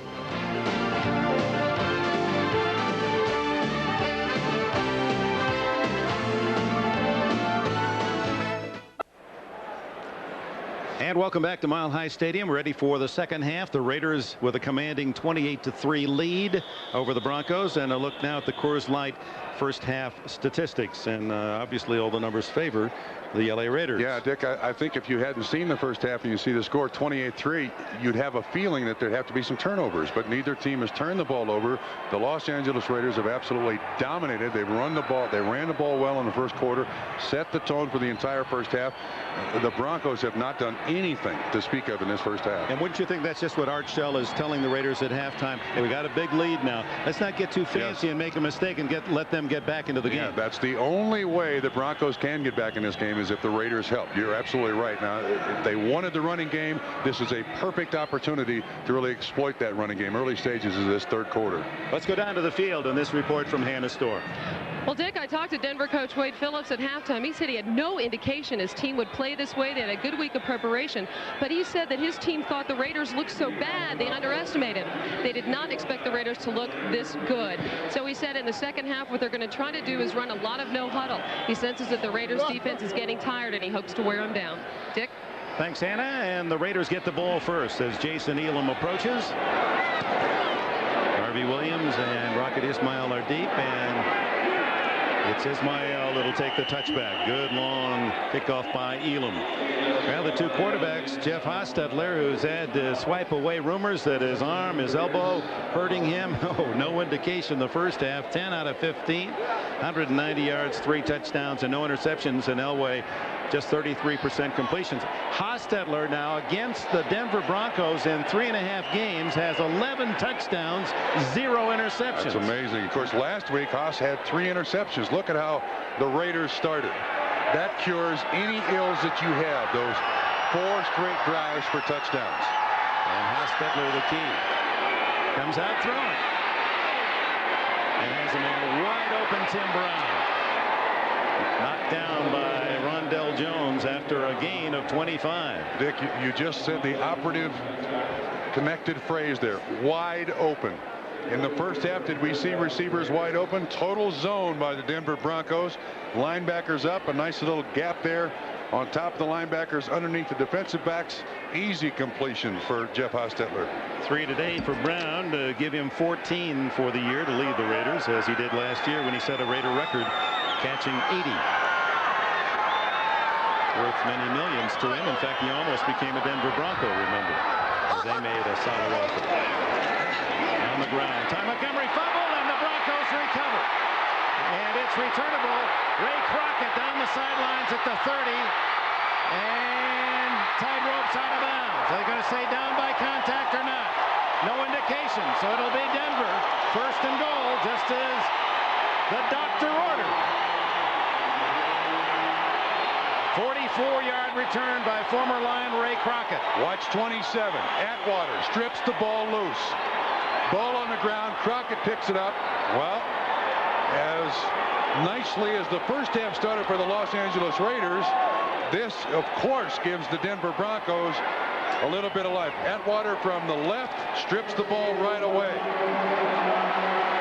He was on the ground, and there was contact foot to foot, but he does get up.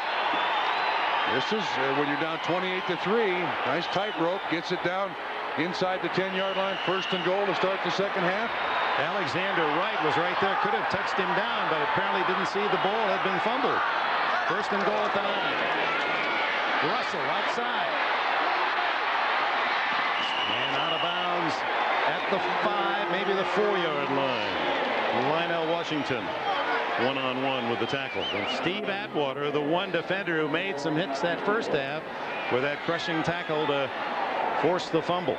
And you don't think he was just looking to strip that ball away? Yeah, it's always costly, the turnovers, and for the Raiders, 4 touchdowns and a field goal out of 6 turnovers. This stadium has been very kind to the Denver Broncos. They've won some strange football games in some strange ways. Clark and Russell, two big backs. It's Russell up the middle at the goal line. No, they marked it right on the 1-foot line. Leonard Russell, who has 2 touchdowns rushing in the first 2 games. Now this is what Leonard Russell does best. Straight ahead, lowers the shoulder, good strong runner. Winston Moss, 99 assists on the tackle, and you see the helmet come loose from Leonard Russell. Not much for a score. 65. 3rd down.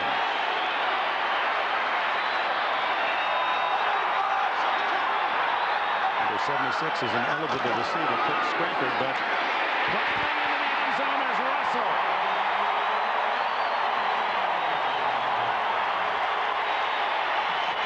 Steve Atwater forces the fumble. The Broncos convert after Crockett returned it 44 yards to the 9. Will that get Denver back in the game?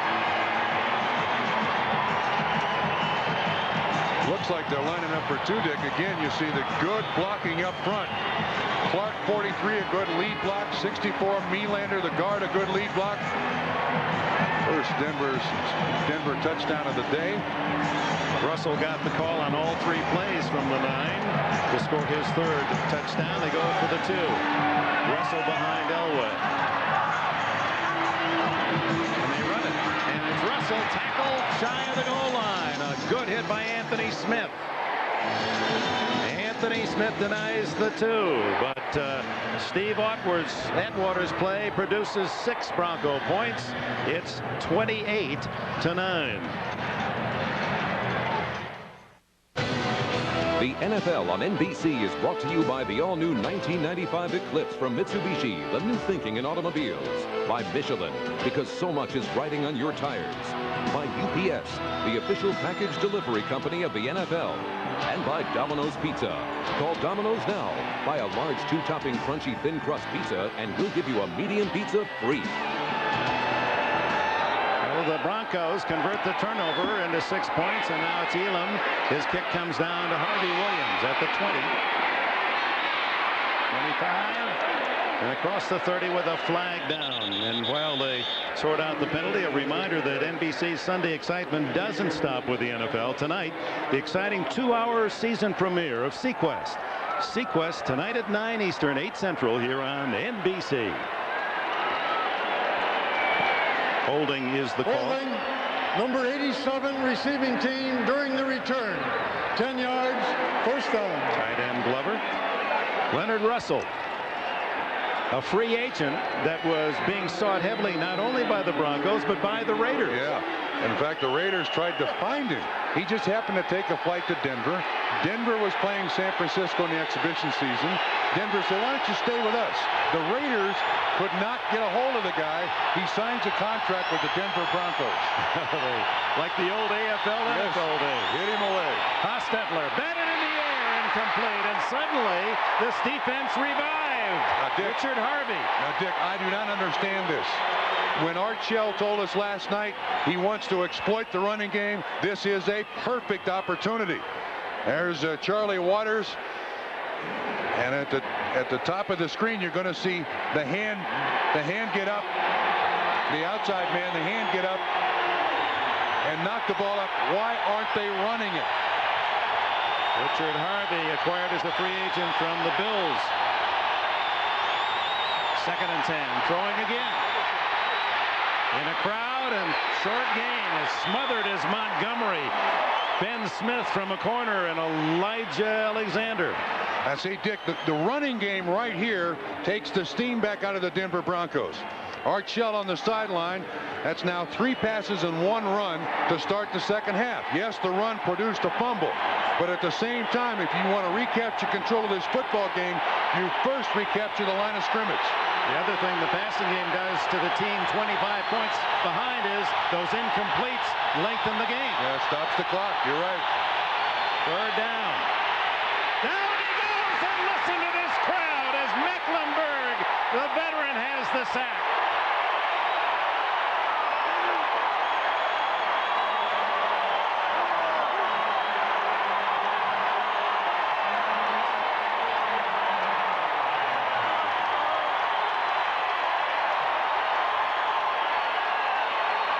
The old veteran, the inside move, straight to Hostetler. Was not supposed to be playing for the Denver Broncos this year. Was going to get along with his life, find his life's work. They bring him back, and he makes a big sack. So 2 possessions for the Raiders, a turnover and 3 and out as Gossett, as they try to block it, and the flag goes down. Running into the kicker, Milburn out of bounds at the 48-yard line in Denver territory. That won't be enough for a first down, though. That's just a 5-yard penalty. It'll still be 4th down. Gossett, whether injured or acting it out. And it was 4th down and 11 on the punt. If it's running into, it's a 5-yard penalty. If they deem it a personal foul, it's an automatic first down. Gossett's doing a little acting. There is contact. There's no question about that. But it's slight contact that's running into the kicker. It should not be the major penalty. And that's a rule change from the NFL 2 years ago. And look, I'd go after it again if I'm Denver. No first down here. Gossett limping toward the sideline. Running into the kicker. 5-yard penalty. Number 23. Let's repeat 4th down. Ronnie Bradford, that'll quiet the crowd a bit. Sure. They thought the first down was going to go with the penalty. And now watch how quickly Gossett's leg gets better as he runs back out on the field. He's a quick recoverer, isn't he? He was limp. It's not far from El Segundo into Hollywood, you know. I mean, it doesn't take long to get lessons. It's an audition. It's an audition. They're coming again. Beautiful spiral. Milburn lets it go out. Oh, it doesn't go out of bounds immediately. Bounces out inside the 20, 18-yard line. So they would have had it at the 48, a 30-yard difference because of the 5-yard penalty. Warren Moon. Last year he was #1 in Houston. Now he's looking to lead Minnesota to the playoffs. All you need to know in one complete 30-minute helping. NFL Live next Sunday. Welcome back. You're looking at Shannon Sharp, the top receiver for the Broncos last year with 81 catches, but injured. Did not have a reception in the opening half. We'll see how much he is used in the second half. He would be the possible 3rd or 4th wide out, although listed as a tight end. Away from inside his 18. Goes to Russell. And Russell, fumbles the ball, and the Raiders have it. And trying to go to the end zone is Terry McDaniel. Out on the 14-yard line. Albert Lewis was the man that ripped the ball away from Russell as Russell was going for the extra yardage. And Russell last year for the New England Patriots, 15 fumbles. But this one, in the 3 years, in the 3 years he was there. But look, Albert Lewis just pulls that ball away from him. Again, Leonard Russell, in the 3 years he played with the New England Patriots, 15 fumbles. But the old veteran Albert Lewis pulls the ball away, and suddenly the steam of the Denver Broncos has escaped again. Well, Hostetler sets up at the 14-yard line. To Tim Brown. Knocked out of bounds by Ben Smith. And Brown throws the ball at Smith. No flag.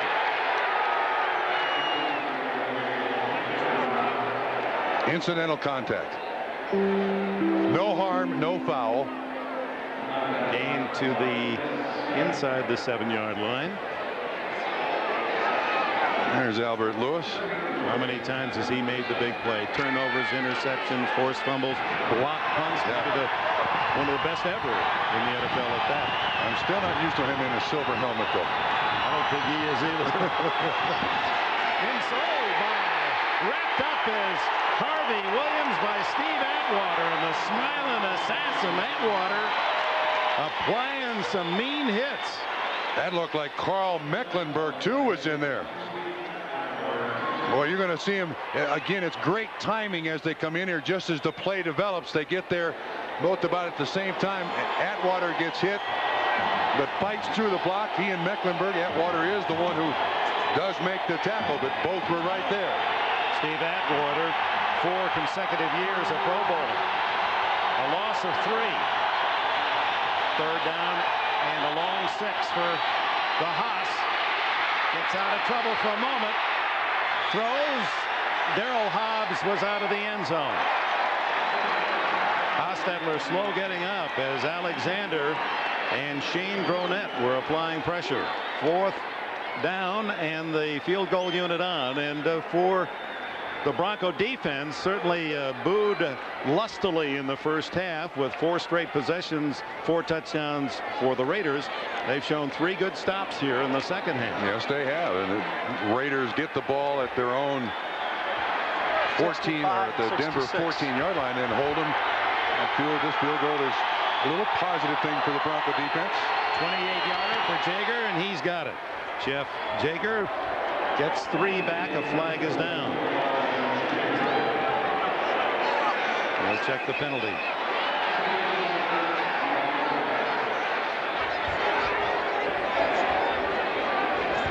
It was out to the 10-yard line. So this is against the Broncos. It would be not enough for first down on a 5-yard penalty, but if a personal foul could be an automatic first down. Illegal use of hands. Number 90 on the defense, a jam to the face. That is half the distance. Automatic first down. Automatic first down, Dan Williams. So instead of 3, Archell says, hey, we'll go for the whole bundle. Absolutely. Now. Oh my. So the penalty will be marked down to around the 5. See if we can pick up what happens. There's 90 right there, and he's got his hand right up in the face mask, right underneath the face mask, and they call that penalty on pass rushers. They also call it on field goals. You see the umpire throw the flag. Not very smart for Dan Williams.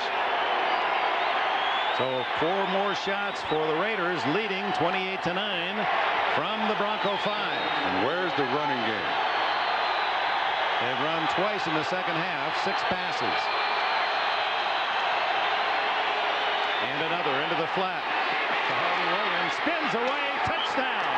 Jeff Hostetler has his 4th touchdown pass of the game. Leonard Russell's fumble. The Broncos defense makes the stop, but on the field goal try, the penalty. Another chance for the Raiders, and Harvey Williams will take that touchdown ball home with him. Now the penalty on Williams produced the second chance for the Los Angeles Raiders, and they're with the second half momentum for the Denver Broncos. Williams' 2nd score of the day, his first 2 as a Los Angeles Raider. Nifty move by Harvey Williams, avoiding the linebacker Elijah Alexander out there. Jaeger's extra point, and the Raiders lead 35-9. Denver trailing by 26. The last time they lost at home, non-strike, by 25 was 20 seasons ago. 20. The Raiders. The Raiders. By 25. The Oakland Raiders wearing these uniforms. That's right. Right down the middle to the rookie, Vinote. Vinote finds an opening, kicks free, looking for a block, fumbles, and recovers his fumble at the 40-yard line. Stripped from behind. A good effort nevertheless. Let's go to NFL Live in New York. All right, Dick, and in Seattle at Husky Stadium, take a look. Denver fans will recognize this. Rick Meyer rushed and throws the pick by Stanley Richard. He did the same thing to John Elway in week number 1, 73 yards, and the touchdown, 17-3. San Diego in the lead over the Seahawks in the 3rd quarter. Dick and Bob? Thank you, Greg. Stanley Richard who went 99 yards here at Mile High Stadium, and had come back by the Chargers 37-34 in the opener. Chargers are for real, huh? We'll see him next week at the Coliseum against the Raiders. From the 40, complete to Milburn, who steps out of bounds shy of the first down. A 9-yard gain to the 49. Winston Moss on the coverage. Now we're going to see the Broncos as Hannah Storm told us at halftime that Wade Phillips was going to explore the hurry-up offense at 35 to 9. I'm not sure you do that. I mean, you're going to put your quarterback in enough jeopardy. I don't think you want him throwing the ball 45 or 50 times in his second half. They may be hoping for the altitude to help against the Raiders. Maybe. Blitz. Milburn just wrestled down rudely Moss and McLaughlin. No gain. I'm telling you, this McLaughlin kid, he's off the scale when it comes to strength. Doesn't like to lift weights, but for natural strength, this guy he's scary. He's 6'4", 310, and in high school back in Whiteville, North Carolina, had 20 interceptions and 20 touchdown passes. He was the team. He does the rest, right? And went on to Clemson, followed the Perry boys, William and Michael Dean. Third down, and Russell able to get the first down on a bruising 6-yard effort. Eddie Anderson with the tackle at the Raider 46. A nice block by the rookie Derek Clark right in front of him. Good lead block for Leonard Russell. There's Mr. Clark.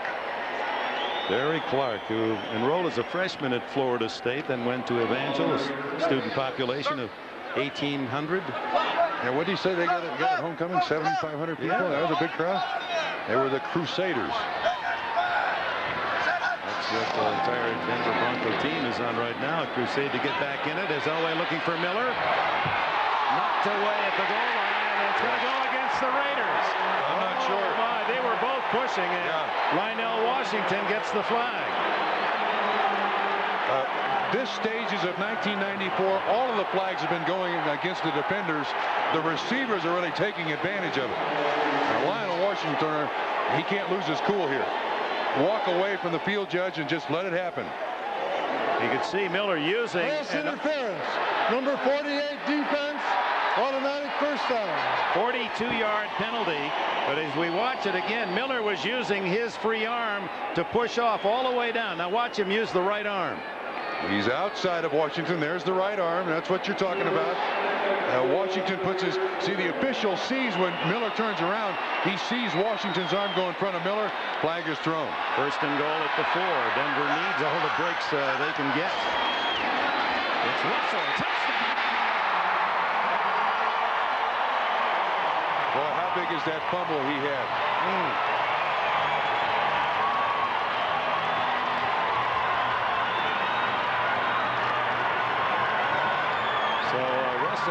Taketh and giveth. Yes. 2 touchdowns from 1 and 4 yards, but a fumble that set up a Raider counter touchdown.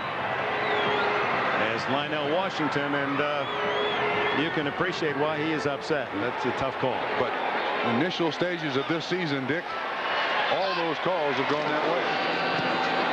Yeah, it's not like they're picking on him or the Raiders. All defensive backs, so the new rule interpretations, they're not allowing any touches by those DBs. Again, good blocking up front. Nice movement by the offensive line of the Denver Broncos. And Russell has a good head of steam as he reaches the goal line to score easily. The Broncos, with still midway in the 3rd quarter, pulled within 35-16. Welcome back. 7:39 left in the 3rd quarter. The Broncos trail 35-16, and down to Rocket Ismail. And he's to the 23-yard line. Whoa, that's taking a chance right there, leading as much as they're leading. Stay in the end zone. Down on the sidelines now, Ismail and 2 breaking out, and Floyd Little, the all-time Bronco rusher, number 44 from Syracuse. Man, could he get you back in a football game in a hurry, Dick. He'd run over you, around you, he'd run through you. Tireless worker for the Denver Broncos. Rushed for over 6,300 yards. Has more rushing touchdowns than anyone in Bronco history with 43. And he's on their Ring of Fame. Get a moment, we'll get a chance to hear from the great Bronco star. Hostetler. The receiver not looking. It was James Jett. And the storm is with Floyd Little. Well, Floyd, Dick and Bob are ready to have you suit up and get in this game for the Broncos. I wish that I could. I tell you what, I'll do anything to be able to play against the Raiders. Are you surprised the kind of effort they came out with today? Well, this is a Raider-Denver game. I mean, you have to play with intensity. All week you have to play with intensity. The first half, the Broncos didn't have it. They didn't have any intensity, no sense of urgency, and they got their butts beaten the first half. But they're playing good the second half. What are some of your fond memories of this series? Well, when you beat the Raiders, your season was over. This was our greatest rivalry, and we look forward to playing the Raiders every year. And I would expect with our alumni weekend that our Broncos would have come out and just blew them out in the first half, and that didn't happen. So now they got their works cut out for them in the second half. Too bad your number 44s are tired. You could go in and suit up. I wish I could still play. All right, let's send it back up to Dick and Bob. Oh, he was a delight to watch. Floyd Little, he's a Denver hero. Yeah, I often thought that if his legs were straight, he could play for the Nuggets during the winter. He's as bow-legged a guy as you'll ever meet. Tyrone Montgomery took the call on first down, gain 2. Dan Williams made the tackle. 2nd and 8. So 3rd down and 8. Hostetler, a good scrambler, throws complete. Tim Brown. And he's down at the 47-yard line. Hostetler so good running right to the line of scrimmage and delivering the ball, keeping those linebackers thinking, hey, I've got to come up and make the tackle on the run. That's exactly the way they scored the first touchdown. He avoids the pass rush, keeps looking downfield. A lot of quarterbacks, they choose to run. He's always looking for the receiver there. And Tim Brown, again, excellent move, slips a little bit, but a big first down, a big 3rd down conversion for the Los Angeles Raiders. And Brown now with 5 catches. He's over the 100-yard mark and the touchdown at the 47.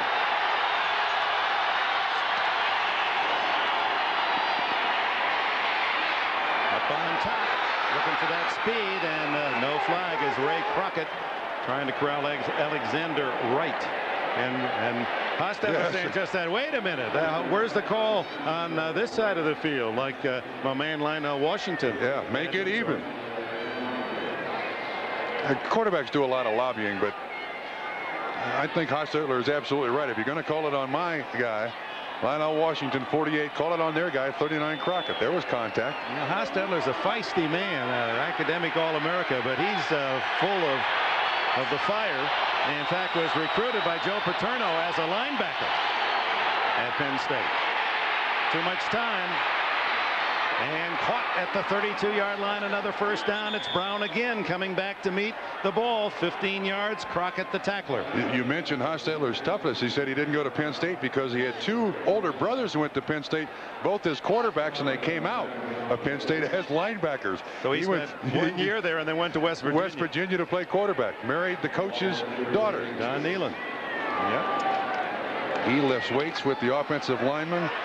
He is a tough guy. So here in the second half, when you thought run, Bob Trumpy, they've run only 3 times. That's amazing. Past 10. That's amazing. Lathman, no gain. Carl Mecklenburg filling the hole, the veteran from Minnesota.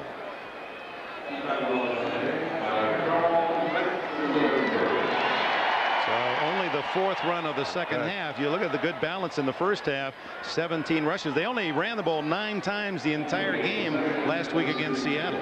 That blows my mind, because if you want to fix this team, you fix the running game. You're not going to get breaks like the Raiders have gotten every weekend, but if you can create some confidence in the running game, you can help this team. They're not doing it here. They had all been on the line of scrimmage, and they were offside. The Broncos.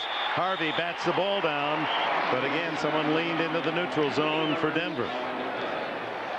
Meanwhile, San Diego's Chargers lead 24-3 with a long 99-yard pass, Stan Humphries to Tony Martin up in Seattle at Husky Stadium. Has to tie the record. Has to tie the record. Held by several.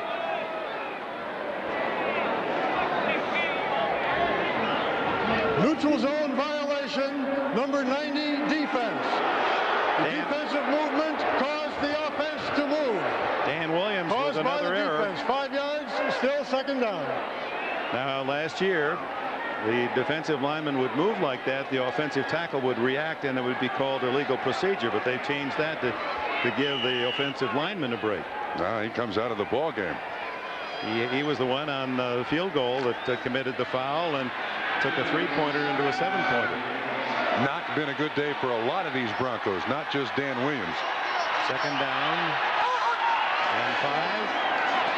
This is Montgomery with no room out there, and a loss of 6 as Simon Fletcher able to down him. Also there was Elijah Alexander. Dick, that's that same sweep that in the first half the Los Angeles Raiders had featured as You'll see this in the grid from the first half. This is the play that they scored on, and this is the same sweep. Now watch what happens. This is the little swing pass. They get it out to Harvey Williams. You saw the pick play run. Harvey Williams with a nice move, and they get it in the end zone. That was the touchdown the Raiders scored after the fumble by Russell and the penalty by Williams. Costello, the quick throw to the tight end Glover, shy of the first down at the 24. Alexander made another tackle, and that will bring up 4th down and short. Decision for Art Shell. What do you do here? 35-16, and here comes the field goal unit. Now for the Broncos, should Jaeger miss, and he's excellent from long range with the new rules, they would get excellent field position. The kick will be from around the 33, and if he misses, that's the spot. No, it's going to be the 32, a 42-yard attempt. He was 1 for 3 coming into this game. But this one is online. 42 yards, 3 more for the Raiders, who move up 38-16. Jaeger's 42-yard field goal adds to the Raider lead. Almost 3 minutes remaining in the 3rd quarter. Jaeger has to run from grass and then onto the dirt infield to kick off. He slipped last time and doesn't get much of a kick this time. It goes out of bounds and they'll get the ball all the way up on the 40-yard line. Flag down because of the kick out of bounds. A reminder, next Saturday, the excitement of Notre Dame football continues on NBC. Young quarterback Ron Paulus, he had a rough day yesterday, but when it counted down the stretch, rallied his team with 2 touchdowns late to beat a tough Michigan State squad at East Lansing. It's Purdue and Notre Dame next Saturday at 2:30 Eastern right here on NBC. As a matter of fact, Tim Brown of Notre Dame had to wear a Michigan hat all week at practice to pay off a bet because Michigan beat Notre Dame. Squeaked by George Perlis and Michigan State yesterday. Purdue next week. Took just over a minute for the 2 touchdowns scored by Denver, then the fumble by Russell on the first play of the other possession. So Denver's able to strike quickly, and they got 2:52 left in the 3rd. Away. Easy to Pritchard, and the first down. Fumbles at the 45, and still a scramble, and the Raiders had about 6 men, and they finally fall on it. So Pritchard had the first down. It's ripped away. So it's this second half for Denver. Touchdown, fumble, touchdown, fumble. It looked like Terry McDaniel, the man in coverage, also pulled the ball away. Now this is Pritchard trying to make a big play. Yeah, it's Terry McDaniel just strips it away, and then looks like there's about 14 Raiders that have a chance at the ball. Hoskins has a chance. Finally, McDaniel said, if you guys aren't going to do it, I'll just get the double dip. Recovers the fumble that he had forced. So Pritchard makes his first catch of the day after having receptions worth 100 yards in each of the first 2 Denver games. Oh, he wants to do well here too. He dreamt about being a Denver Bronco. This is not what he envisioned. Yeah, going to school nearby Boulder. He plows to the 47. From Denver, we go to Greg Gumbel in New York. All right, Dick, and we go to Seattle. You remember week 1 when Stanley Richard went 99 yards? Stan Humphrey out of his end zone to Tony Martin. 99 yards. Cornerback Patrick Hunter will pull a hamstring right about here. 24-3. San Diego leads the Seahawks as they approach the 4th quarter. Dick and Bob? Yeah, you can blow a gasket when you have to chase 99. Well, the Chargers certainly one of the major surprises of 94. The toss to Tim Brown is racking up some big reception numbers. Ball loose, but after he was down at the 36-yard line. You know, Dick, we had heard a rumor that people inside the organization had wanted Tim Brown more involved in the game plan, get him the ball more. Matter of fact, there was even a situation where when the other players on the team heard that, they all went out to practice wearing number 81. The other receivers. The other receivers, but leading 38-16. This is nice, but I'm still, for the long run, you got to put some confidence in your running game, and this is a perfect spot for it. 7 catches for Brown, 136 yards and a touchdown. Here's Harvey Williams. Right into the orange jersey of Richard Harvey. Harvey, a non-starter, has come on to make some good plays here in the second half. One too many hesitations there by Harvey Williams. Flag down in the Denver secondary.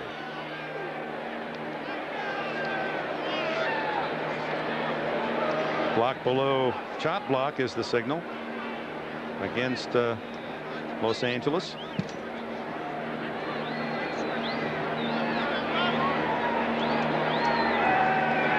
The penalty yardage must be over 100 for the Raiders today. Sure, if they play 4 quarters, that's a guarantee. That's a big one all the way to the 50.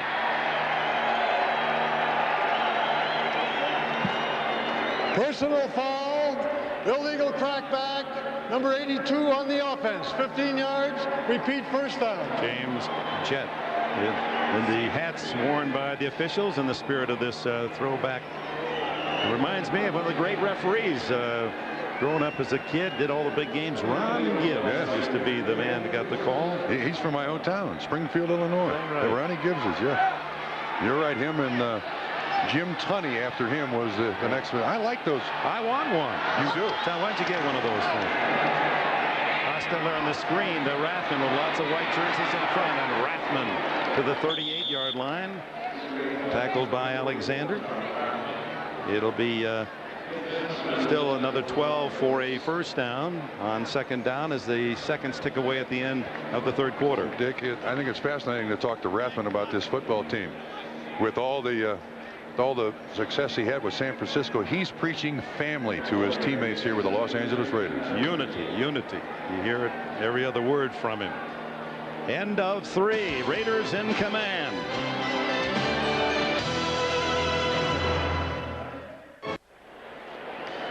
As you look at the score by quarters, Denver had the ball only 3 minutes and 14 seconds in that third quarter, still got 13 points. But it's the Raiders in command from the opening bell. Well, Jeff Hostetler's had a terrific day. So much for the bad elbow.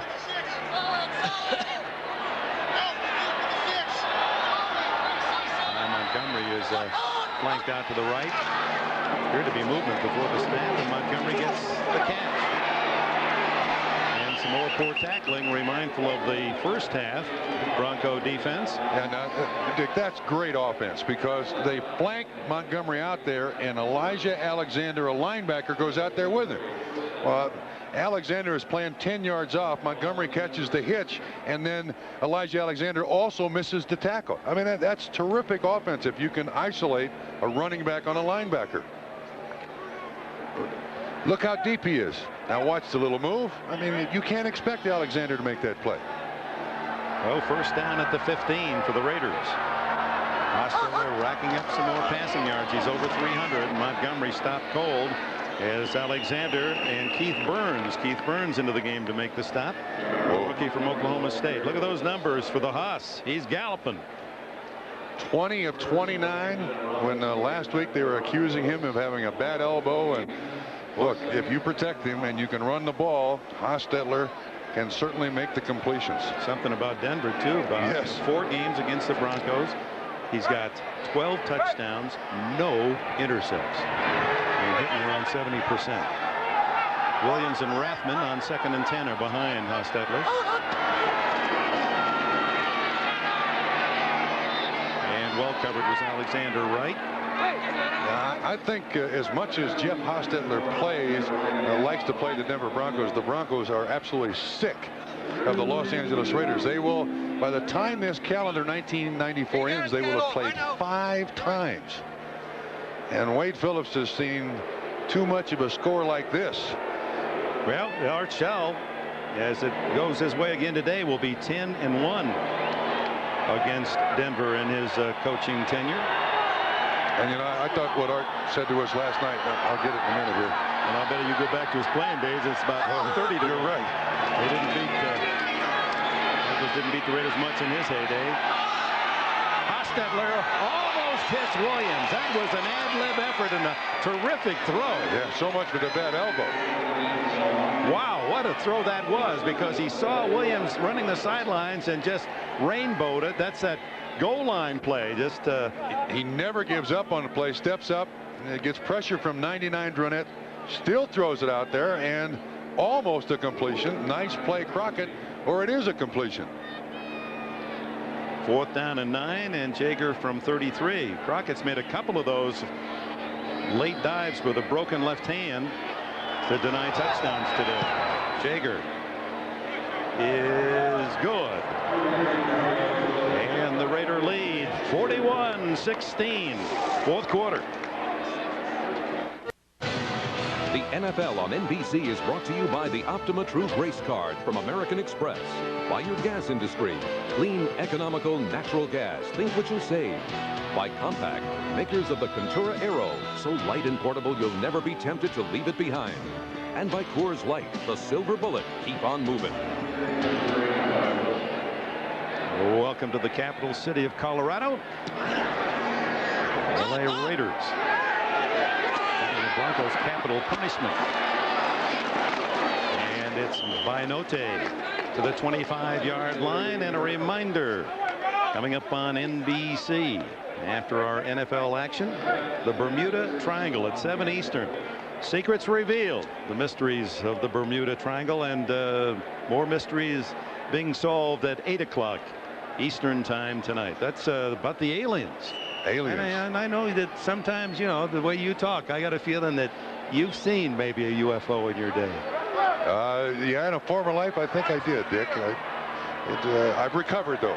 I drink iced tea, that's all. Elway to Pritchard. And Pritchard, who fumbled on his last catch, is out to the 36-yard line and a first down. Well, the Broncos, unless a miracle develops, will be 0-3. And only 3 times in the 16-game schedule of the NFL that 3 teams rallied to get as far as the playoff. Jets, Buccaneers, and the Chargers. No huddle and another 11-yard gain. Yeah, and the Raiders also in the prevent mode. That's not just personnel, that's also an attitude. Catch all you want, gentlemen. We're going to make the clock work to our favor. Just keep you in front of us. There's 2, 4, 6 defensive backs in the ball game. Elway can complete them all underneath. The last one to Milburn. Now Elway. Big hole up the middle and finds a soft spot to slide in the Rockies outfield at the 34.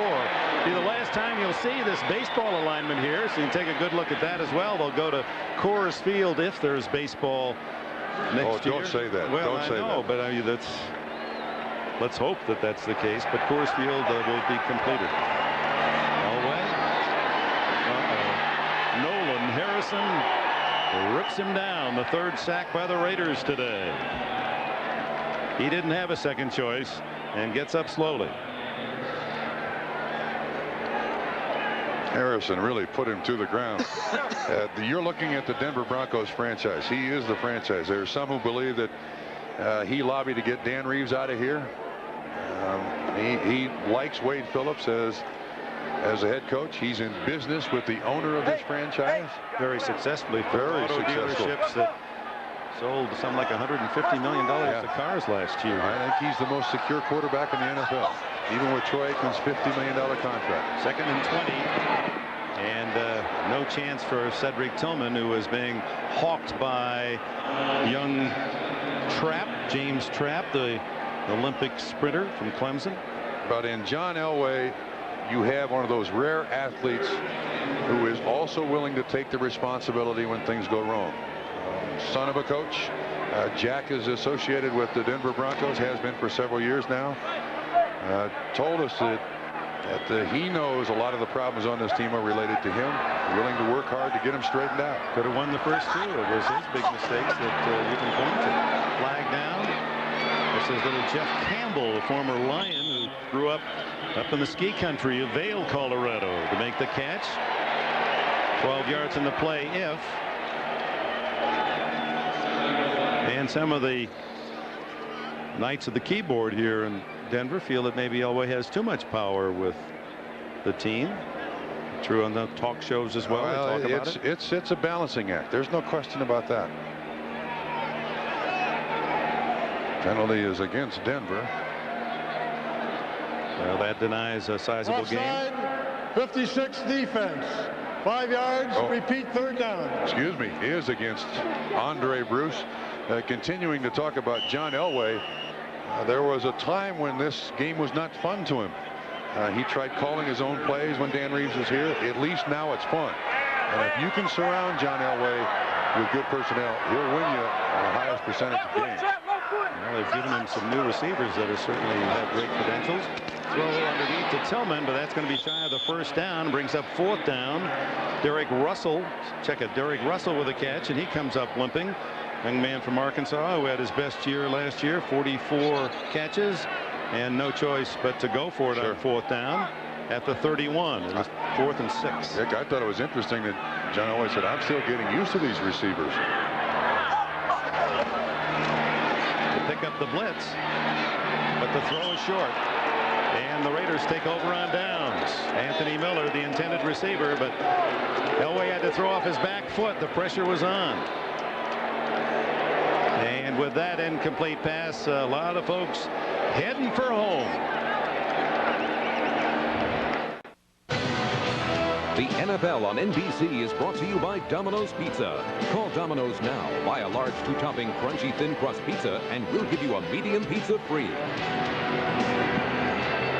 Well, the Denver Broncos, in their losses of late, they've been right down to the wire. In fact, 7 of their last 8 regular season defeats by a field goal. 7 out of 8. And maybe this is just one of those where the numbers catch up with you and you take a real solid defeat. This one will not feel like, nor will it look like, one of those last-minute losses. The Raiders took this game away on the opening drive of the game. To show you how big that score is at Mile High Stadium, where Denver enjoys such a terrific home field advantage, great fans, only 6 times in the franchise history have they been beaten at home by more than 25, and 5 of those came in the 60s. They wear appropriately the uniform of the 60s today. You're right, you'll never see those again. They burned the socks back in the 60s. Well, maybe that was the problem. They should have gotten that uniform. That was a different story. Please, Dick. Underneath to Rocket Ismail. See, the original colors weren't orange and blue. The original colors were mustard and brown. And then they wore those vertical socks. And wouldn't you like, as a collector, to have one of them? No. I would. They must be worth, for a collector, thousands of dollars. No. Jack Faulkner, when he was the coach in '62, burned them all. They got the uniforms at half price. Do we wonder why, Dick? Do we wonder what mustard and brown were the colors of the Denver Broncos? The reason they didn't wear the vertical stripes and go back to the 1960 team was no one could make them anymore. That's the story. They couldn't find a mill to make vertical stripes. Underneath and knocked away, incomplete. Intended for Glover, the tight end, and that'll bring up 4th down, and the Raiders still throwing the ball. Clock stops with 9:26 left. You know, when you come in ranked about 42nd out of 28 teams running the ball, you'd think, hey, you know, we got a pup over there. We can establish some numbers today, but they keep throwing it. Gossett only his 3rd punt of the game. All the kickers love to come here. 51-yard average. Roots this one deep. Milburn gets away from the first man, but the next wave smothered at the 10-yard line. 52 yards on the kick by Gossett. Timeout, 9:15 left. Wade Phillips told us that this is a big game, a game that can change the season's direction. Understanding that both teams were 0-2. 16 Raiders as Elway stays in. Throws intercepted by Terry McDaniel, and McDaniel has a touchdown. His 2nd in 2 weeks. Another interception returned for a touchdown against John Elway. That's 3 now for 3. 1 in each game. Well, the one thing, you can lose this game and be embarrassed, but you can't lose John Elway for this franchise. Either his confidence, his players, his fellow players' confidence in him.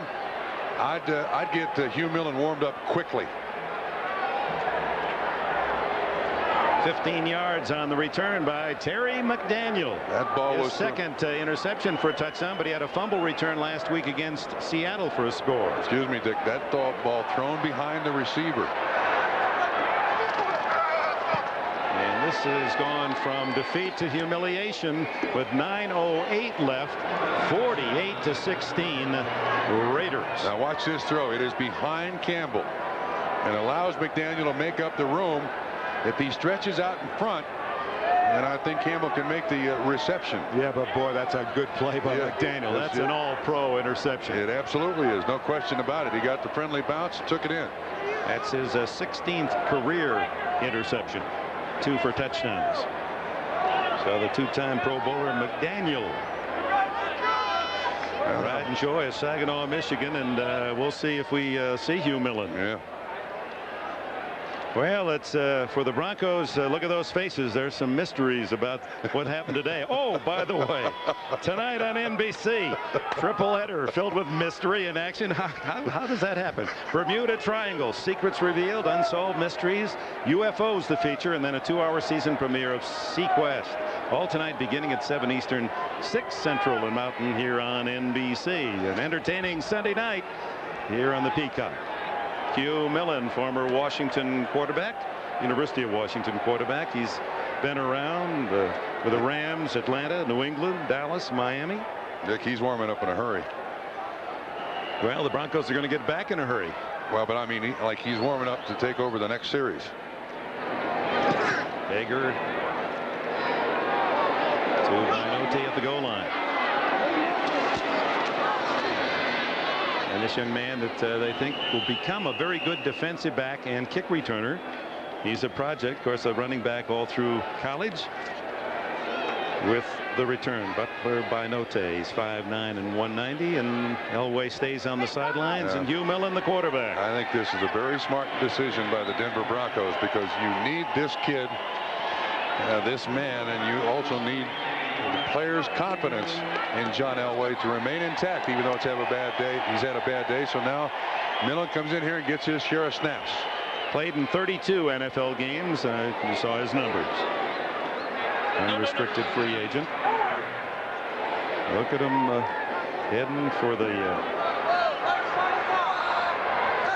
refrigerator. Millen to the sidelines and complete. Yes. With Mike Pritchard. He was a 3rd-round pick of the Rams 8 seasons ago.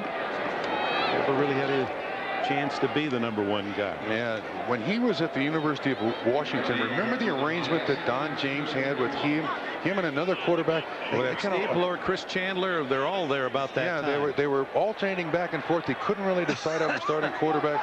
Kind of cost him a high position in the draft, but quality player and throw the ball very well. Very accurate as he is on that one. Out to Glenn Milburn and a first down out of bounds at the Bronco 38-yard line. And his career statistics show that he's almost a 60% career passer. But he just never really got over the hump, made that impression on the head coach that, this is the guy that we can win with for the next 10 years. But this isn't a bad business now, being a backup quarterback in the NFL and moving from team to team to team. You do tend to get a bulge in your back pocket. Oh, you can get your wallet. I see. As you get traded, the numbers go up. Yep, they do. This one intended for Russell, short, and batted down by Nolan Harrison. Harrison's had a good game for the Raiders today, and that's Brian Habib down on the play. And that's something else. When you really take a beating, sooner or later, some players seem to get injured. Yep. Somehow, when you're winning big, you don't seem to get hurt as often. And you also feel it longer. I think Brian is, as Harrison goes up, watch the left foot. Yeah, at 74. So while protected, that's for the moment doesn't feel very good. Well, this is going to be a little tough for the transition, but we were talking about John Elway and his dealing with the press, and he told us, he said he thinks that the press at least have not been so critical. Remember, you go back to Halloween, they were following to see what he gave out to the kids on Halloween night, trick-or-treating. He said with his auto dealerships that the commercials are kind of self-effacing. Well, they go like this. Here's Johnny. There's a new Nissan dealer in town. We're having a grand opening party. Can I help you? Work. So you need a catalytic converter for an 86 Accord? Presto.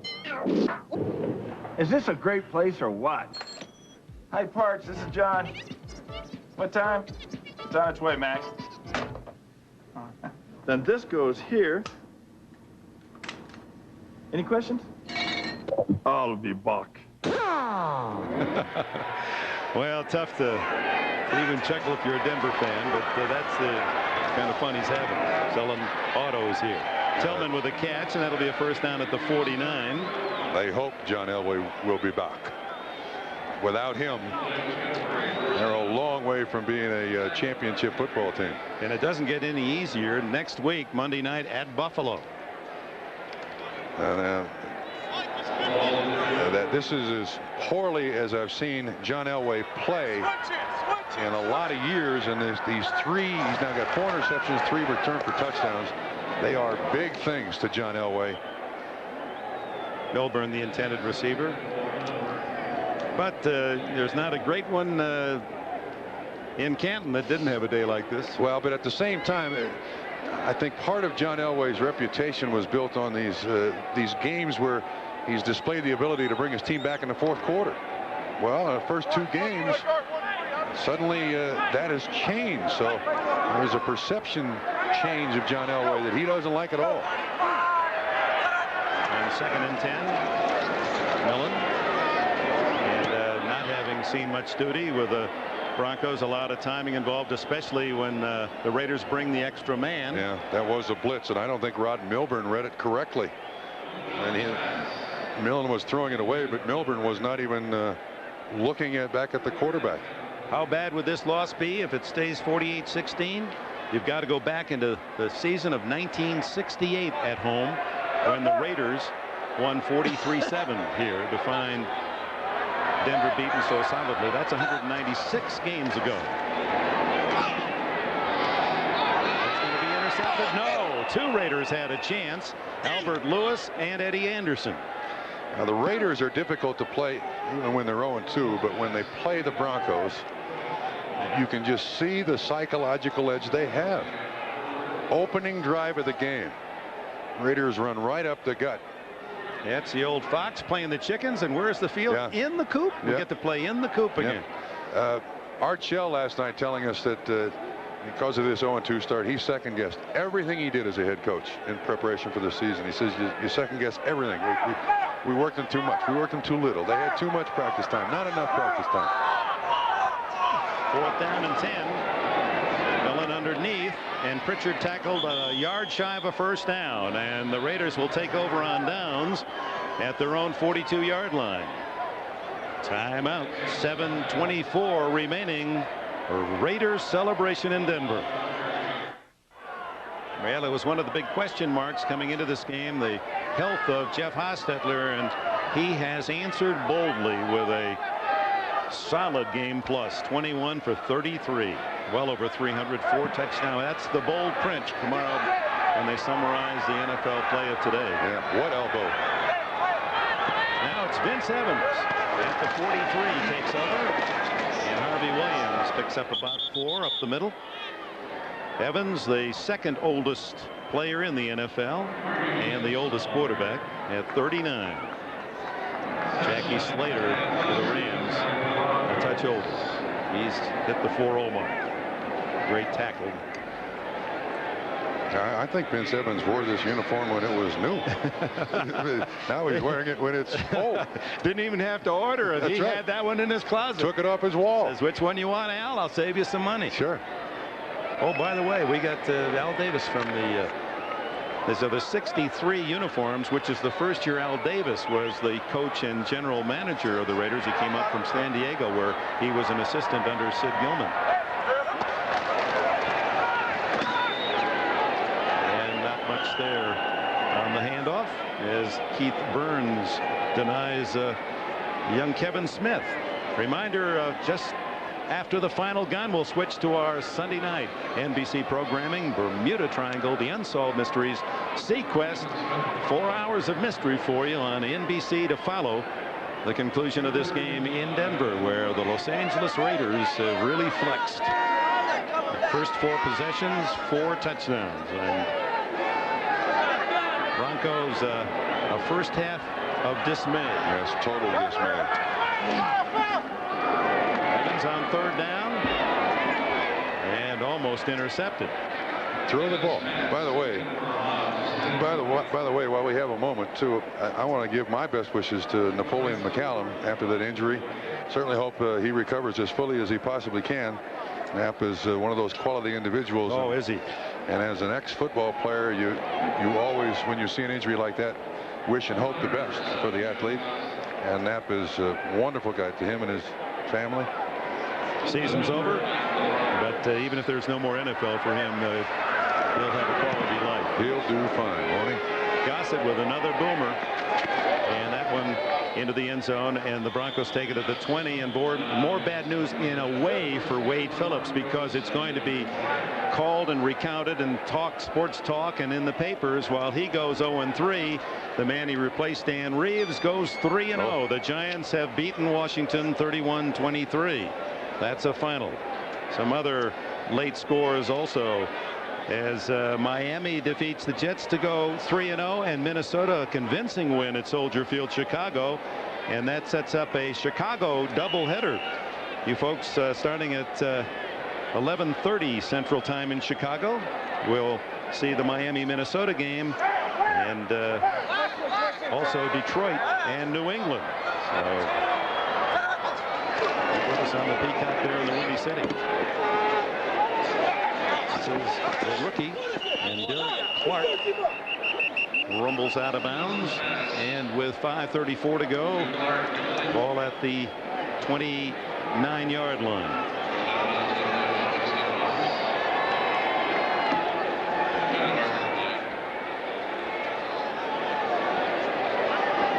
Penalty against the Raiders.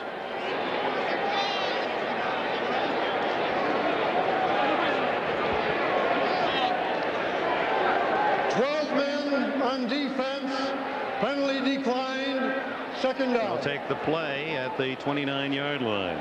Well, in the spirit of this 75th season, and the 1965 season, the Broncos and Raiders. There was a program. It was fun leafing through there. Yeah, it was. You know, the one thing that inflation hasn't hit much is television. The cost of television. Out of bounds at the 40-yard line. That an 11-inch was being advertised in that program. 11-inch set for only $230. Is that right? The time changes. All of us, yes. You, Bob Trumpy, and even Al Davis. He was the coach and general manager in '65, and Al today, the Oakland Raiders to the Los Angeles Raiders. Yeah, what surprised me about that Game Day magazine was Willie Brown, the Raiders Hall of Fame defensive back, was on the Denver Broncos roster. And the flag goes down as there was encroachment. Another final, the 49ers, no surprise over the Rams, 34-13. How about Deion Sanders? See his name anywhere there? Now that, well, we got Al Davis in the press box. That makes, I think now by count, 58 consecutive games on NBC that we've shown Al Davis at least once in the press box. So that's another NFL string alive. Before the snap, 81 offense. And you can tell when he's happy because he keeps his hands together. That's one way you can tell.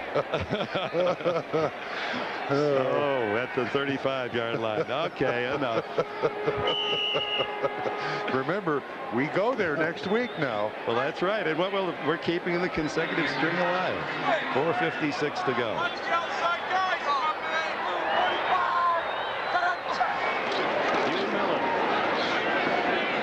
To Anthony Miller, out of bounds, and that will stop the clock at the 46-yard line as we're in the final 5 minutes. Miller, who was wide open early and has tremendous speed, and the Broncos made the big offer as a free agent, and that came only after they were denied Tim Brown. They went for Brown first, and the Raiders matched the Tim Brown offer, but the Chargers did not. So Miller here in the Mile High City. He's not played very well against the Los Angeles Raiders on previous. This is Milburn squeaking through a hole. And then, the Stanford man alertly gets out of bounds at the 41-yard line, and a first down stops the clock. As I was saying about Anthony Miller, he's not played very well against the Raiders in previous seasons with San Diego. Today, just 2 catches for 26 yards for Anthony Miller.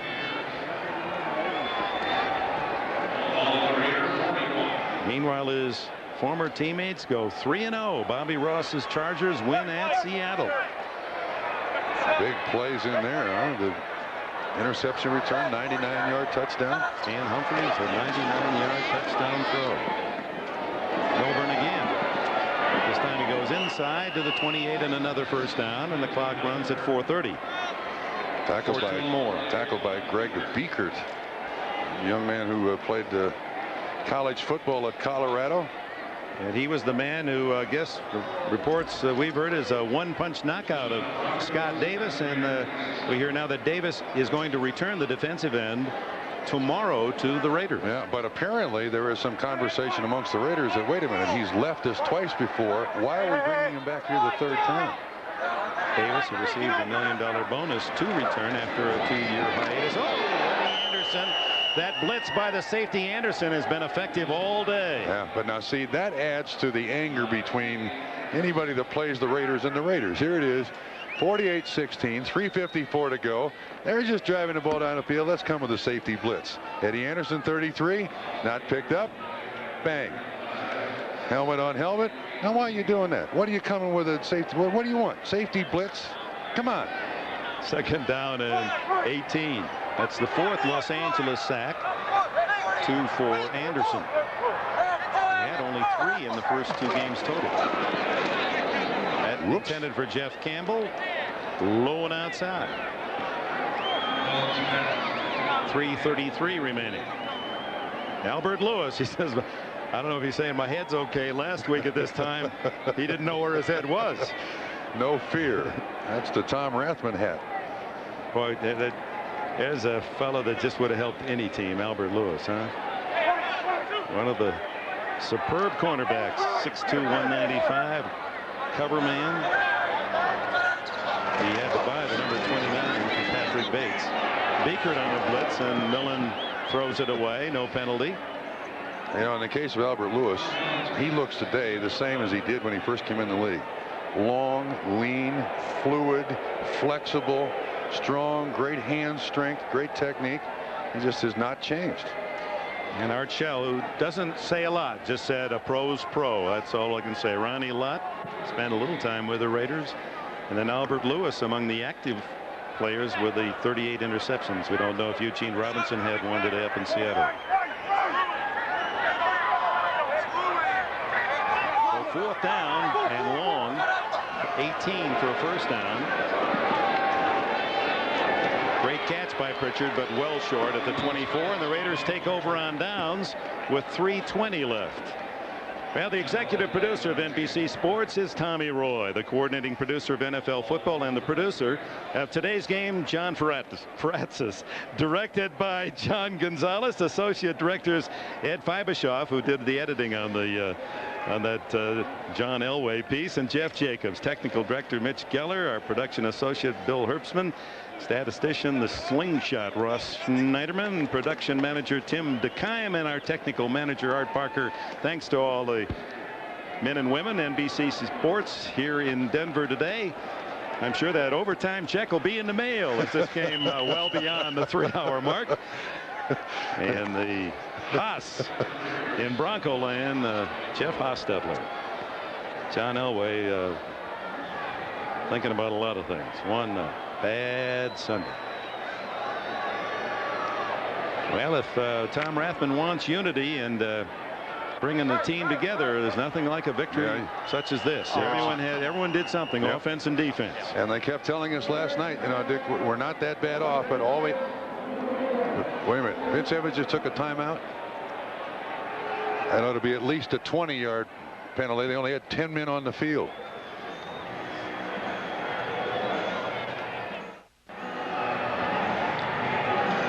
(48-16), the Raiders all away.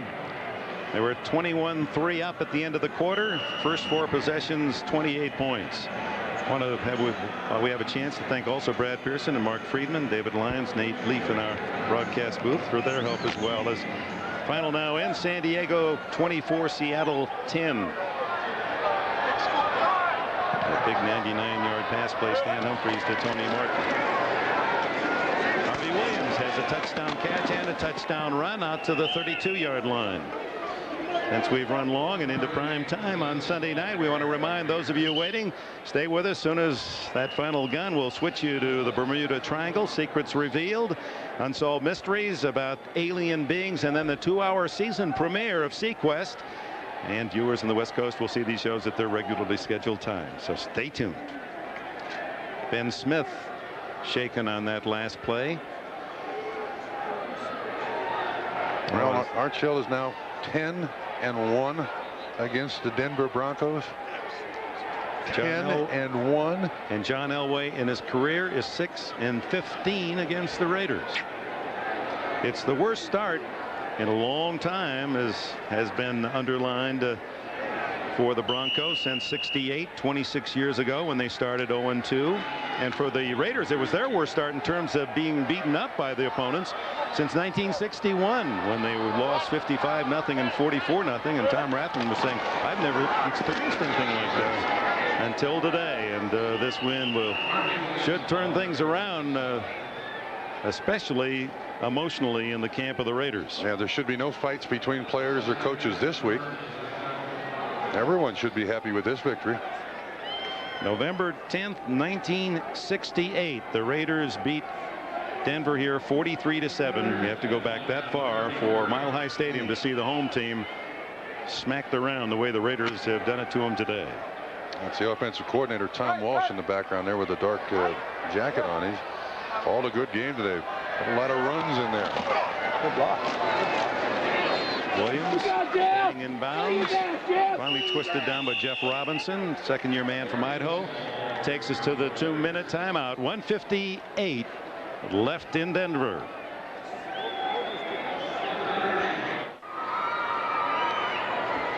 Los Angeles Raiders. The defense did a lot of good things today. And the numbers for John Elway will reflect that. This is Seats Quest.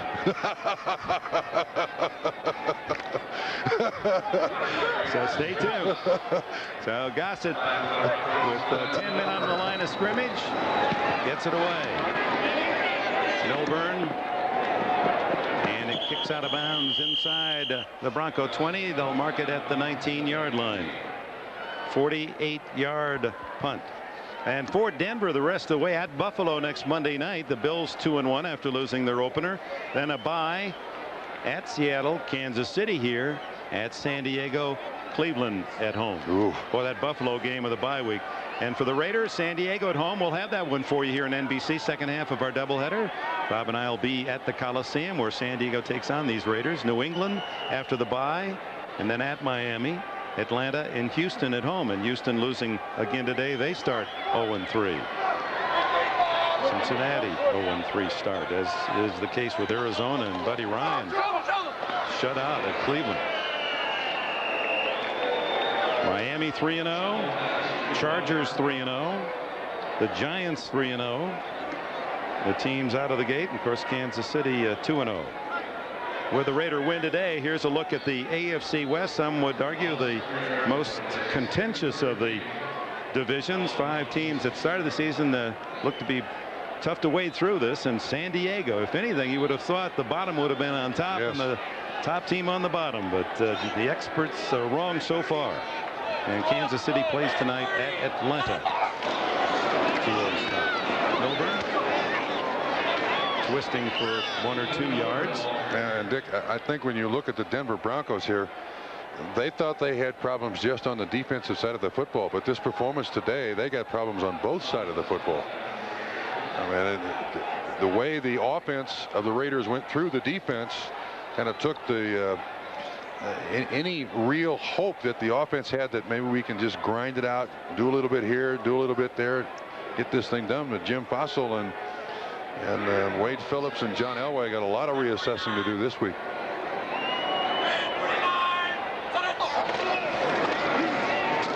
Milburn on the run again, grabbed by by Nolan Harrison. And that should be the last play of the game, as the Broncos indicating they had no intent of passing. As the final seconds tick away, the Raiders, after being off to a miserable start, provide convincing evidence that they will be a factor in 74. And they were led by that man, Jeff Hostetler.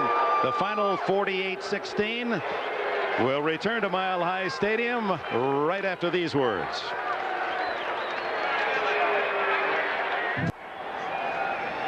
Once again, the final score, Raiders 48, the Broncos 16. For Bob Trumpy and Hannah Storm, I'm Dick Enberg saying so long from Mile High Stadium, Denver, Colorado. NBC Sports in their 30th year covering the NFL.